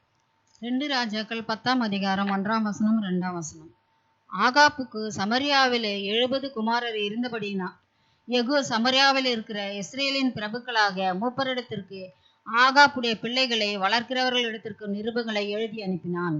அதில் உங்கள் ஆண்டவனுடைய குமாரர்கள் உங்களோடு இருக்கிறார்களே, ரதங்களும் குதிரைகளும் அரணான பட்டணமும் ஆயுதங்களும் உங்களுக்கு உண்டே. பாருங்க என்ன சொல்றாருன்னா, ஆகாப்புக்கு சமாரியாவிலே ஒரு 70 பேர் ஒரு குமாரர்கள் அங்க இருக்கிறாங்க. யாருடைய குமாரர்கள்? ஆகாப்புடைய குமாரர்கள் 70 பேர் எங்க இருக்காங்க இப்போ? சமாரியாவுல. யெகூ சமாரியாவில் இருக்கிற இஸ்ரேலின் பிரபுக்களாகிய மூப்பரிடத்திற்கும் ஆகாப்புடைய பிள்ளைகளை வளர்க்கிற இடத்திற்கும் ஒரு நிருபங்களை எழுதி அனுப்புறார். என்ன எழுதி அனுப்புறார் தெரியுமா? உங்கள் ஆண்டவனுடைய குமாரர்கள் உங்களோடு இருக்கிறார்களே, ஆமா இருக்கிறாங்க, ரதங்களும் குதிரைகளும் அரணான பட்டணமும் ஆயுதங்களும் அவர்களுக்கு உண்டு. ஆமா உண்டு. என்ன பண்ணலாம் இப்போ? பாருங்க என்ன பண்ணலாம்னு சொல்றாரு அவரு. என்ன பண்ணலாம்? 3ஆம் வசனம் வாசிக்கிறேன். இப்பொழுது இந்த நிருபம் உங்களிடத்தில் வரும்போது நீங்கள் உங்கள் ஆண்டவனுடைய குமாரரிடத்தில் என்ன சொல்றாரு? 3ஆம் வசனம் இங்க வாசிக்கலாம். வாசிங்க. 3ஆம் வசனம். 3ஆம் வசனம். இப்போதும் இந்த நிருபம் உங்களிடத்திற்கு வரும்போது நீங்கள் உங்கள் ஆண்டவனுடைய குமாரரில் உத்தமமும் செம்மையுமா இருக்கிறவனை பார்த்து அவனை அவன் தகப்பனுடைய சிங்காசனத்தின் மேல் வைத்து உங்கள் ஆண்டவனுடைய குடும்பத்துக்காக யுத்தம் பண்ணுங்கள் என்று எழுதியிருக்கிறது. இப்ப என்ன தெரியுமா சொல்லி அனுப்புறாரு? ஆகாப்புடைய பசங்க 70 பேர் உங்ககிட்ட இருக்காங்க. அவங்கள சமாரியாவுல யாரையாவது ராஜாவா ஆக்குங்க. அவங்க சிங்காசனத்துல போய் கொண்டு போய் வைங்க. வச்சிட்டீங்கன்னா ரொம்ப நல்லது அப்படின்னு சொன்ன உடனே அவர்கள் மிகவும் பயந்து, உங்களுக்கு தைரியம் வந்தா நீங்க என்ன பண்ணுங்க, அவங்கள சமாரியாவுல அந்த 70 பேரை யாராவது ராஜாவாக்குங்க அப்படின்னு லெட்டர் கொடுத்து அனுப்புறாரு. அவர்கள் மிகவும் பயந்து, இதோ 2 ராஜாக்கள் அவனுக்கு முன்பாக நிற்கவில்லையே, நாங்கள் எப்படி நிற்போம்? இப்ப என்ன கொஸ்டின் பண்றாங்க? இப்ப இந்த விஷயம் யாருக்கு தெரிஞ்சிருக்கும்? இப்ப 2 ராஜா யாரு? இஸ்ரவேல் ராஜாவும் யோராம் நிக்க முடியல, யூதா ராஜா அகசியாவும் நிக்க முடியல. 2 ராஜா நிக்காதப்ப நாங்க என்ன பண்ண போறோம்? அவங்கள ராஜாவாக்கி, நீங்க அவங்கள வேணா ராஜாவாக்கி என் கூட என்ன பண்ணுங்க, போர் தொடுங்க. அப்படிதான் அதோடைய ஸ்லாங் தான் பேசுறாரு. நீங்க ஆகாப்புடைய பசங்களை சமாரியாவுல 70 பேர் வச்சிருக்கீங்க, நீங்க ஒண்ணு செய்யுங்க, அவங்கள யாராவது ராஜாவாக்குங்க அப்படின்னு மூப்பர்களுக்கும் அவங்களுக்கும் லெட்டர் கொடுக்குறாரு. இவங்க பயந்து போய் என்ன பண்றாங்கன்னா, இது எப்படி ஆகும், 2 ராஜாக்களை நீங்க அடிச்சு போட்டீங்களே அப்படின்னு சொன்ன உடனே இப்ப என்ன ஆகுது பாருங்க. அடுத்த லெட்டர் போகுது. வாசிக்கலாம். 5ஆம் வசனம். 5ஆம் வசனம். ஆகையால் அரண்மனை விசாரிப்புக்காரனும் நகர விசாரிப்புக்காரனும் மூப்பரும் பிள்ளைகளின் விசாரிப்புக்காரரும் நாங்கள் உமது அடியார்கள், நீர் எங்களுக்கு சொல்வதை எல்லாம் செய்வோம், நாங்கள் ஒருவரையும் ராஜாவாக்குறதில்லை, உமது பார்வைக்கு சம்மதியானதை செய்யும் என்று யெகோவுக்கு சொல்லி இப்ப போடுங்க. இப்ப என்னாச்சு? அப்பப்பா நாங்க யாரையும் ராஜா வாக்கல, நாங்க உங்களுடைய அடியார்கள், நீர் எங்களுக்கு சொல்வதெல்லாம் நாங்க என்ன பண்ணுவோம், செய்வோம், அவங்கள ஒருவரையும் நாங்க ராஜாவாக்க போறது இல்ல, நீங்க உங்க பார்வைக்கு எது நல்லதோ அதை செய்யுங்க அப்படின்னு யெகூவுக்கு என்ன பண்ணிட்டாங்க, இவங்க ஒரு சொல்லி அனுப்பிச்சிட்டாங்க ஆளை. பாத்தீங்களா எப்படி வந்துச்சு? இப்போ அனுப்பிச்சிட்டாங்க. சும்மா விட்டாரா பாருங்க. வாசிக்கலாம். 6ஆம் வசனம். 6ஆம் வசனம். அப்பொழுது அவன் அவர்களுக்கு 2ஆம் நிருபத்தை எழுதினான். இப்போ திருப்பி 2ஆம் நிருபத்தை அவர் எழுதி அனுப்புறார். யெகூ முதல் நிருபம் என்ன எழுதினார்?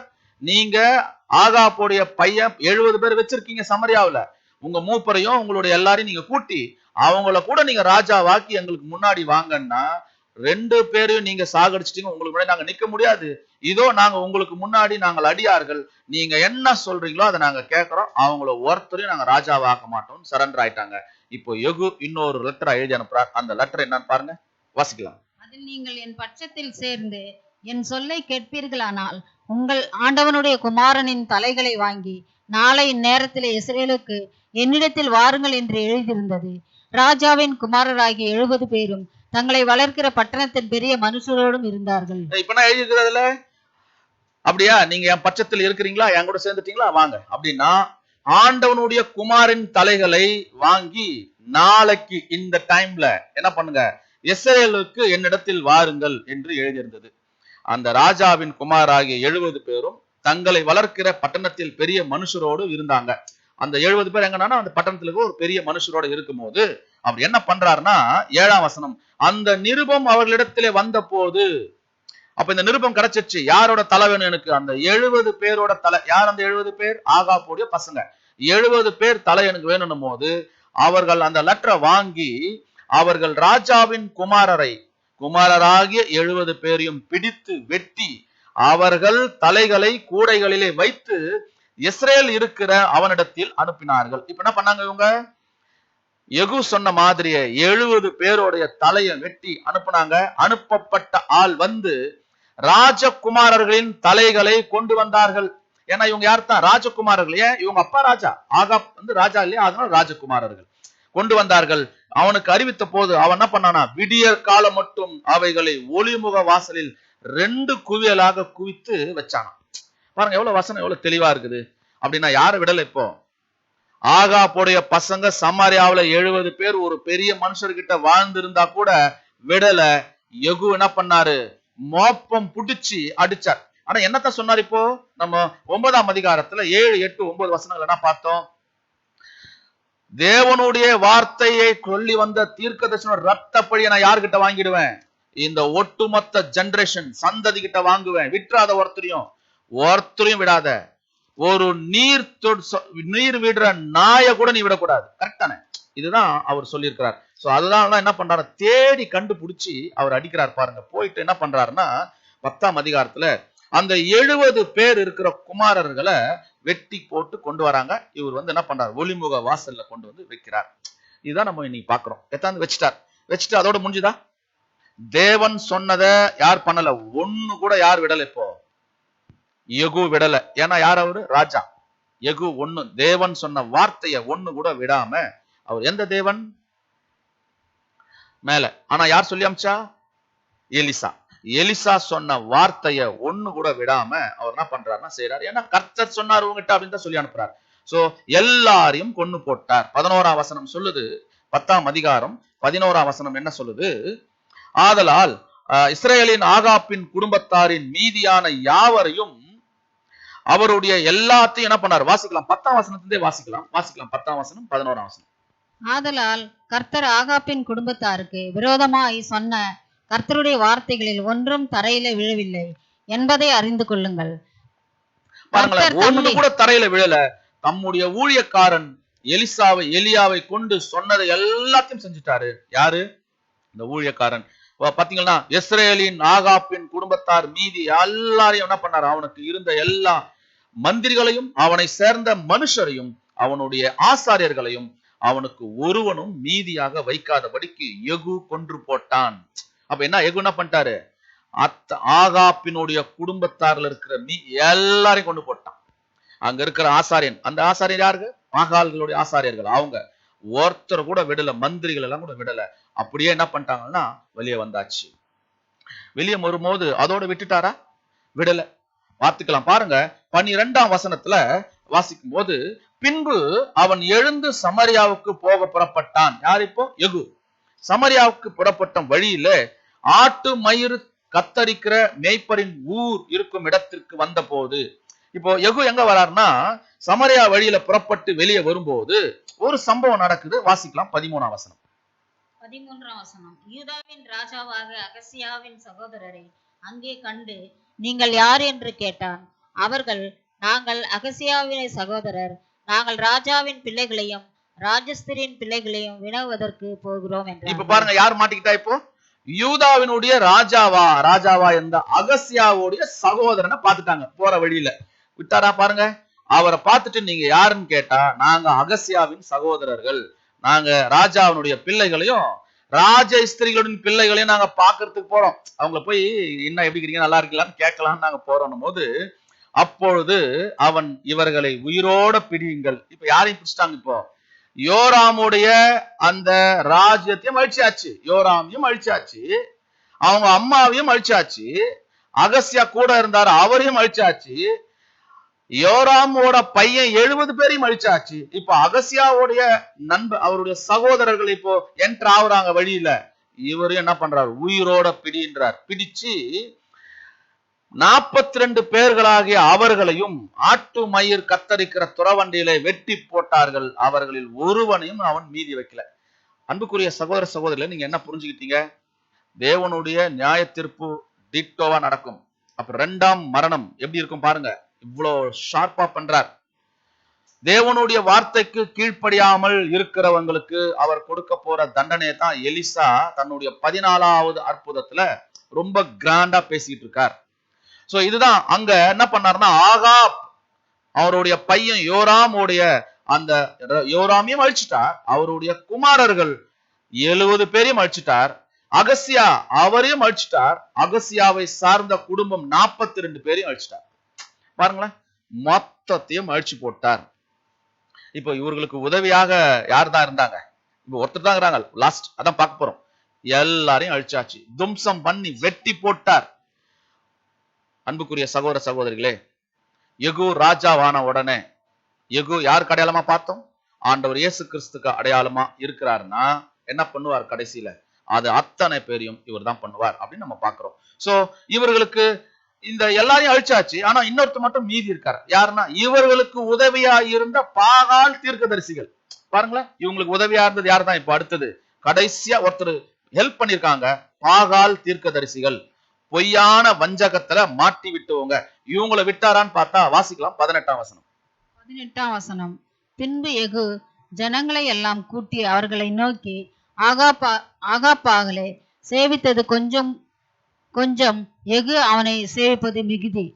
இப்போதும் பாகாலின் சகல தீர்க்கதரிசிகளையும் அவனுடைய சகல பணிவிடைக்காரரையும் அவனுடைய சகல ஆசாரியரையும் என்னிடத்தில் அழைப்பீங்கள், ஒருவனும் குறையலாகாது.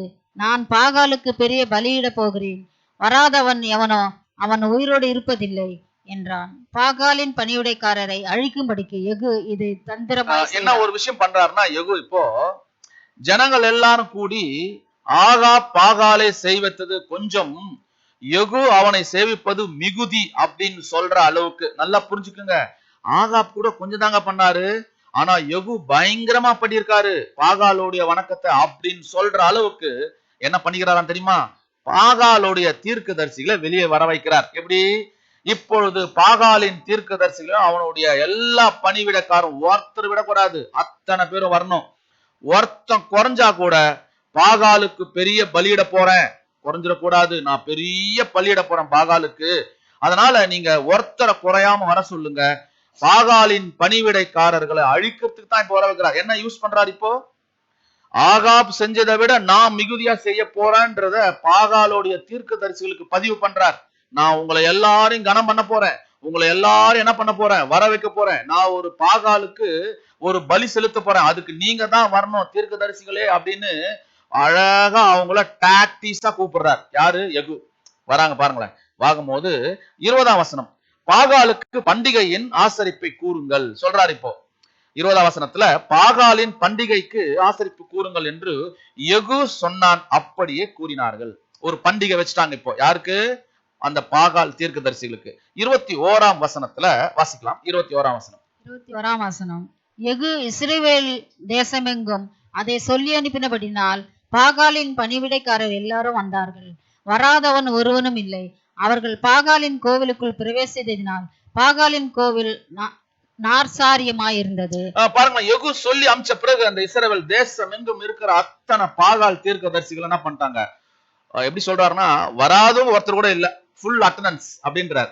சோ எல்லாரும் உள்ள வந்தாச்சு கோவிலுக்குள்ள. வந்த உடனே என்ன பண்ண சொல்றாரு? வாசிக்கலாம் 22ஆம் வசனம். அப்பொழுது அவன் வஸ்திரசாலை விசாரிப்புக்காரனை நோக்கி, பாகாலின் பணிவிடைக்காரருக்கெல்லாம் வஸ்திரங்களை எடுத்துக்கொண்டு வா என்றான்.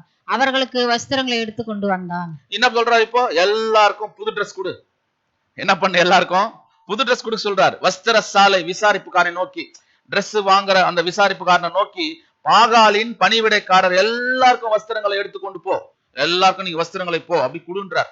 பாருங்களேன் எவ்வளவு அழகா இது பண்றாரு பாருங்க. வஸ்திரங்களை கொடுக்க சொல்றார். இப்ப என்ன பண்ணாங்க? வஸ்திரங்களை போட்டு கொண்டார்கள். சோ வஸ்திரங்களை போட்ட பிறகு என்ன நடக்குது? வஸ்திரங்களை போட்ட பிறகு வாசிக்கலாம். 25ஆம் வசனம் பைபிள்ல வாசிங்க.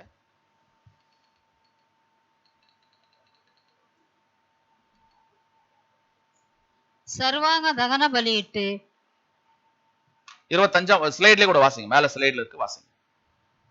சர்வாங்க தகன பலியிட்டு தீர்ந்த போது யெகூ சேவகரையும் சேர்க்கிறவரையும் நோக்கி, உள்ளே போய் அவர்களை வெட்டி போடுங்கள், ஒருவரையும் வெளியே விட வேண்டாம் என்றான். அப்படியே பட்டை கருக்கினால் சேவகரும் சேர்க்க வைக்கிறக்காரரும் அவர்களை வெட்டி எரிந்து போட்டு பாகால் கோயிலை சேர்ந்த ஸ்தலம் எங்கு போய். பாருங்க, அதுக்கு முன்னாடி 23ஆம் வசனம் என்ன சொல்லுதுன்னா, பின்பு யெகூ ரேபாவின் குமாரனாகிய ஏனாப்போட கூட பாகாலின் கோவிலுக்குள் பிரவேசித்து, இது நம்ம ரேபாவின் குமாரன் இருக்கு, அதை நம்ம பின்னாடி பார்க்கலாம் யாருன்னு. அந்த பிரவேசித்து, பாகாலின் ஊழியக்காரரே அல்லாமல் கர்த்தரின் ஊழியக்காரரில் ஒருவனும் இங்கே உங்களோடு இராதபடிக்கு திட்டமாய் பாருங்கள் என்றான். அவர்கள் பலிகளையும் சர்வாங்க தகன பலிகளையும் செலுத்த உட்பிரவேசித்த பின்பு யெகூ வெளியிலே 80 பேரை தனக்கு ஆயத்தமாக வைத்து, நான் உங்கள் கையில் ஒப்புவிக்கிற மனுஷரில் ஒருவனையும் எவன் தப்ப விடுகிறானோ அவனுடைய ஜீவனுக்கு பதிலாக அவனுடைய ஜீவன் ஈடாயிருக்கும். என்ன சொல்லி அனுப்புறாரு தெரியுமா? இந்த பாகால் தீர்க்கதரிசிகளை உள்ள போய் நான் என்ன பண்ண சொல்லிட்டேன், இப்போ அவங்கள சேவிக்க சொல்லிட்டேன். நீங்க போய் உள்ள போய் பாகாலுக்கு என்ன பண்ணுங்க, பலி செலுத்துங்கன்னு சொல்லி அனுப்பிச்சிட்டேன். இப்போ அவங்க உள்ள போயிட்டாங்க, டோரை லாக் பண்ணிட்டோம். இப்போ ஒரு 80 பேரை செலக்ட் பண்ணி உள்ள அனுப்புறாரு. நீங்க போயிட்டு ஒருத்தரையும் உயிரா விட்டுறாதீங்க, வெட்டி போட்டுருங்க. ஒருவேளை நீங்க யாரு உயிரா விடுறீங்களோ அவனுடைய ஜீவனுக்கு பதிலால் உங்கள் ஜீவன் போயிடும். என்ன மாதிரி ஒரு விஷயம் சொல்றாரு பாருங்க. உங்கள் ஜீவன் போயிடும், அதனால நீங்க யாரும் விட்டுறாதீங்க அப்படின்னு சொல்றாரு. இப்போ இந்த பாகால் தீர்க்கதரிசிகள் உள்ள போறாங்க இல்லையா, போய் சர்வாங்க தகன பலியிட்டு தீர்ந்த போது யெகூ அந்த சேவகரையும் சேவகர்காரையும் நோக்கி உள்ள போ சொன்னார். போய் என்ன பண்ணா தெரியுங்களா, எல்லாரையும் வெட்டி போட்டார். வெட்டி போட்டு பட்டய கருவினாலே எல்லாரும் என்ன பண்ணாங்க, அந்த ஸ்தலத்திலேயே எங்கும் போய் விழுந்துட்டாங்க. இவ்வளவுதான், இதான் முடிஞ்சிச்சு. என்ன நடந்தது இப்போ? 26ஆம் வசனம் சொல்லுது, பாகால் கோவில் விக்கிரங்களை வெளியே எடுத்து வந்து அவைகளை தீக்கொளுத்தி பாகாலின் சிலையை தகர்த்து, 27ஆம் வசனம், பாகாலின் கோவிலை இடித்து அதை இந்நாள் வரைக்கும் இருக்கிறது போல் மலஜாதி இடமாக்கினான். இப்படியே யெகூ பாகாலையும் இஸ்ரவேலின் இராதபடிக்கு அழித்து போட்டான். பாருங்களேன், என்ன முடிக்கிறார் இப்போ? இப்ப யாரெல்லாம் முடிச்சார்? யாரையும் விடல. அவர் அபிஷேகம் பண்ண உடனே அவர் ப்ராசஸ் எப்படி இருந்தது பாத்தீங்களா? இஸ்ரவேல் ராஜா யோராம், யூதா ராஜா அகசியா, எசபேல், யோராமுடைய பையன் 70 பேர், அகசியாவுடைய அந்த நண்பர் அவருடைய சகோதரர்கள் 42 பேர், இங்க இருக்கிற பாகால் தீர்க்கதரிசி 80 பேரை வச்சு எல்லாரும் என்ன பண்ணிட்டார், அழிச்சிட்டார். அன்புக்குரிய சகோதர சகோதரிகளே, நம்ம என்ன புரிஞ்சுக்கலாம்? அவர் ராஜாவாக அபிஷேகம் பண்ண உடனே என்ன செய்ய சொன்னாரோ அத என்ன பண்ணார்? இப்போ யெகூ ராஜா ரொம்ப அழகா அதை பண்ணி முடிச்சிருக்கார். சோ அந்த வேலையை செய்ய அபிஷேகம் பண்ணப்பட்ட அந்த யெகூ என்ன பண்ணாரு, கரெக்டா கச்சிதமா வேலையை முடிச்சிட்டார் அப்படின்னு நம்ம பார்க்கிறோம். சோ அன்புக்குரிய சகோதர சகோதரிகளே, ஒரு விஷயத்த நம்ம பார்க்கணும். என்ன பார்க்கணும்னா, இந்த வேலைய எங்க நடக்குது அப்படின்றத பார்க்கும்போது நம்ம ஒரு விஷயத்தை நம்ம விட்டுட்டு உள்ள வந்திருக்கிறோம். இப்ப போய் பார்க்கலாம். 2 ராஜாக்கள் 10ஆம் அதிகாரம் 15ஆம் வசனத்தை நம்ம போய் பார்க்கலாம். வாசிங்க 15ஆம் வசனம். 15ஆம் வசனம், அவன் அவ்விடம் விட்டு புறப்பட்ட போது தனக்கு எதிர்ப்பட ரேகாபின் குமாரனாகிய யோனாதாபை சந்தித்து அவனை உபசரித்து, என் இருதயம் உன் இருதயத்தோடு செம்மையா இருக்கிறது போல உன் இருதயமும் செம்மையா இருக்கிறதா என்று கேட்டான். அதற்கு யோனாதாப், அப்படியே இருக்கிறது என்றான். அப்படி இருக்கிறதனால் உன் கையை தா என்று சொன்னான். அவன் தன் கையை கொடுத்த போது அவனை தன்னிடத்தில் ரதத்தின் மேல் ஏறி வர சொல்லி. பாருங்களேன், என்ன நடக்குதுன்னா, இப்போ இங்க அந்த எங்க போயிட்டு வராரு? இப்போ அங்க இருக்கிற அகசியா ராஜாவோடைய அவருடைய சகோதரனை அடிச்சுட்டு வரும்போது அங்க என்ன நடக்குதுன்னா, 15ஆம் வசனம் சொல்லுது, அவன் அவ்விடம் விட்டு புறப்பட்டு போது எதிர்பட்ட ரேகாபின் குமாரனாகிய யோனாதாப் அப்படின்னு சொல்லுது. யார் அந்த ரேகாப் அப்படின்னா, ரேகாப்பினுடைய குமாரன் யோனாதாப்னா, ரேகாப் தெய்வ பக்தி மிகுந்தவர், ரொம்ப ரொம்ப தெய்வ பக்தி மிகுந்தவர். அந்த யோனாதாப் என்பது அவருடைய மகன். அவரும் யெகூ போல ரொம்ப பயபக்தி நிறைந்தவரா இருந்தார். வசனம் என்ன சொல்லுதுன்னா, அவர் யோனாதாபை சந்தித்து அவனை உபசரித்து, என் இருதயம் செம்மையா இருக்கிறதா, உன் இருதயம் கேட்டார். அதற்கு யோனாதாப் என்ன சொல்றாரு, அப்படியே இருக்கிறது. அப்போ 2 பேரும் மைண்டும் எப்படிதான் இருக்குது, இப்போ ஒன்னா இருக்குது. பாருங்களா, 2 பேரும் மைண்டும் இருதயமும் செம்மையா இருக்கிறதா நம்ம பாக்குறோம். சோ உன் கையைத்தா என்று சொன்ன உடனே இப்போ யெகூ என்ன பண்ணாரு, தன்னுடைய ரதத்துல அவரை ஏத்திக்கிட்டு மேல வரார். ஏத்திக்கிட்டு என்ன பண்றார், எங்க வரார்? 16ஆம் வசனம், நீ என்னோட கூட வந்து கர்த்தருக்காக எனக்கு இருக்கிற பக்தி வைராக்கியத்தை பார். என்ன சொல்றார் இப்போ? பார் என்றான். அப்படியே இவனை அவன் ரதத்திலே ஏற்றினான். அவன் சமாரியாவுக்கு வந்த போது கர்த்தர் எலியாவோட சொன்ன வார்த்தையின்படியே சமாரியாவிலே ஆகாப்புக்கு மீதியான யாவரையும் அழித்து தீருமளவும் சங்கரித்தான். அப்படின்னா அன்புக்குரிய சகோதர சகோதரிகளே, இந்த ஆகாப்புடைய அந்த மீதியானவரை இப்ப போய் யார் பண்ணார்? இப்போ யெகூ போய் எல்லாரையும் அடிச்சார்ல. அப்ப அடிக்கும் போது கூட யார் இருக்கிறது? நம்ம ஏற்கனவே கூட என்ன படிச்சோம்? 23ஆம் வசனம், 2 ராஜாக்கள் 10ஆம் அதிகாரம் 23ஆம் வசனத்துல வச்சோம். அங்க பின்பு யெகூ ரேகாபின் குமாரனாகிய யோனாதாபோட கூட பாகாலின் கோவிலுக்குள் பிரவேசித்து. அப்ப கூட யார் போறது? யெகூ கூட. ரேகாபையனோட குமாரன் யோனாதாப் தான் கூட போறார். யார் இந்த யோனாதாப்? ரெகுவோடைய பையன். ஏன் யெகூ இவரை குதிரையில தன்னுடைய ரதத்துல கூட ஏத்திக்கணும் அப்படின்னா கொஞ்சம் திங்க் பண்ணி பாருங்க. யெகூ யாருக்கு அடையாளமா இருக்கிறார்? ஆண்டவர் இயேசு கிறிஸ்துக்கு அடையாளமா இருக்கிறார்னா அவர் யார கூட ஏத்திட்டு போனோம்? யாருதான்? கடைசி கால பாத அங்கங்கள். பாருங்க, ரதத்துல அவங்க ஏறுறாங்க. எவ்வளவு ஒரு அழகான ஒரு நிழலை இங்க கொடுத்திருக்கிறார். அவர் மூலமா தான் இந்த ஒட்டுமொத்த உலகத்தையும் என்ன பண்ண போறாரு?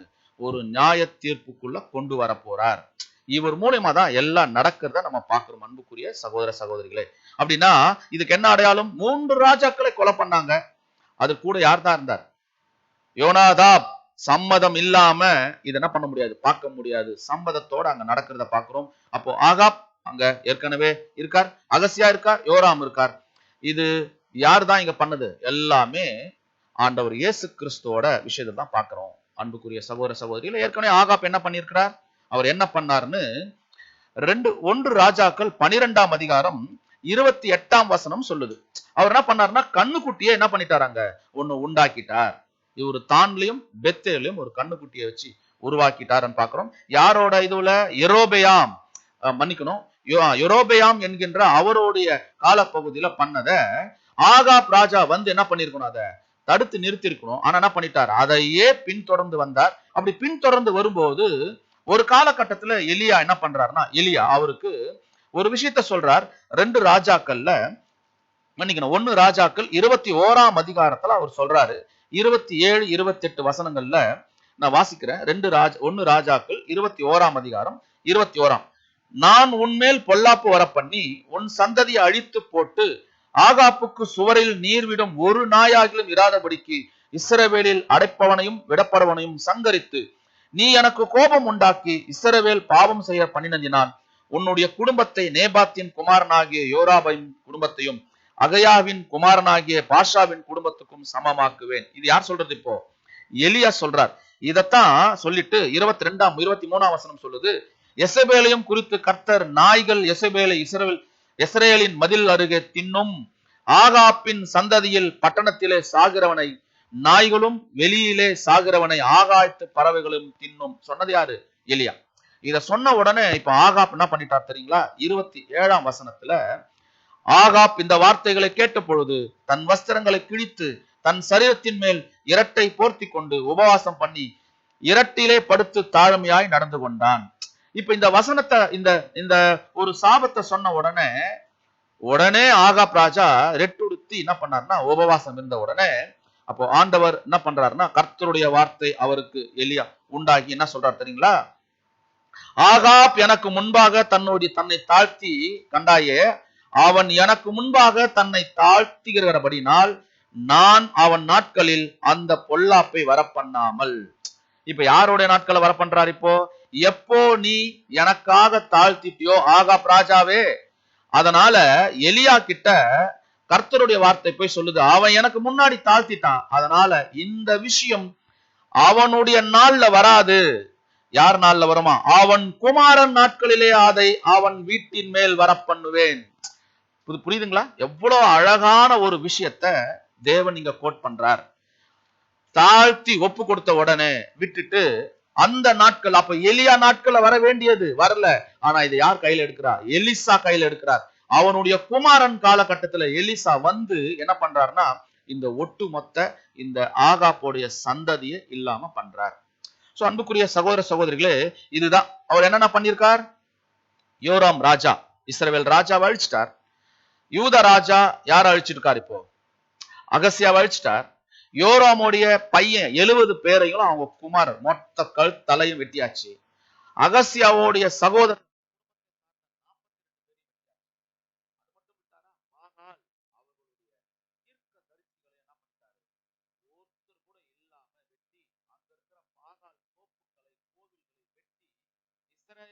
யார் இல்லை இப்போ? பாகால்கள், அந்த கூட்டமே, அந்த விக்கிரகமே இல்லாத மாதிரி யெகூ ராஜா அழித்து போட்டார்.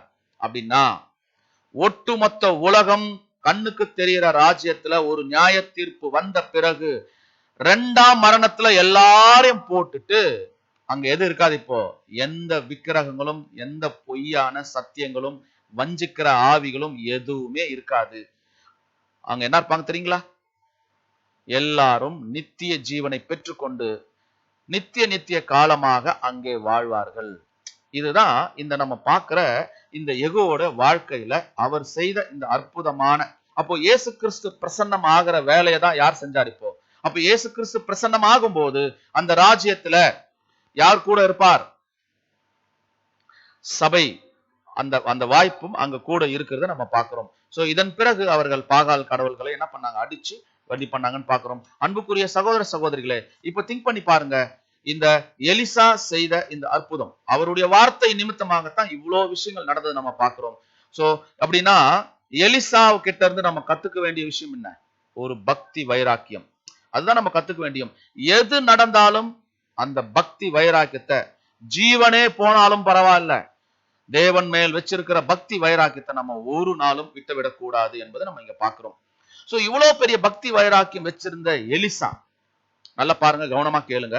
இவ்வளவு பெரிய பக்தி வைராக்கியம் வச்சிருந்த எலிசா எங்க போக முடியாது? பரலோக வாய்ப்பு அவருக்கு இல்லை. அவர் போய் எங்க போக முடியாது? சபையா மனவாட்டியா போறதுக்கு அவர் வாய்ப்பு கொடுக்கல.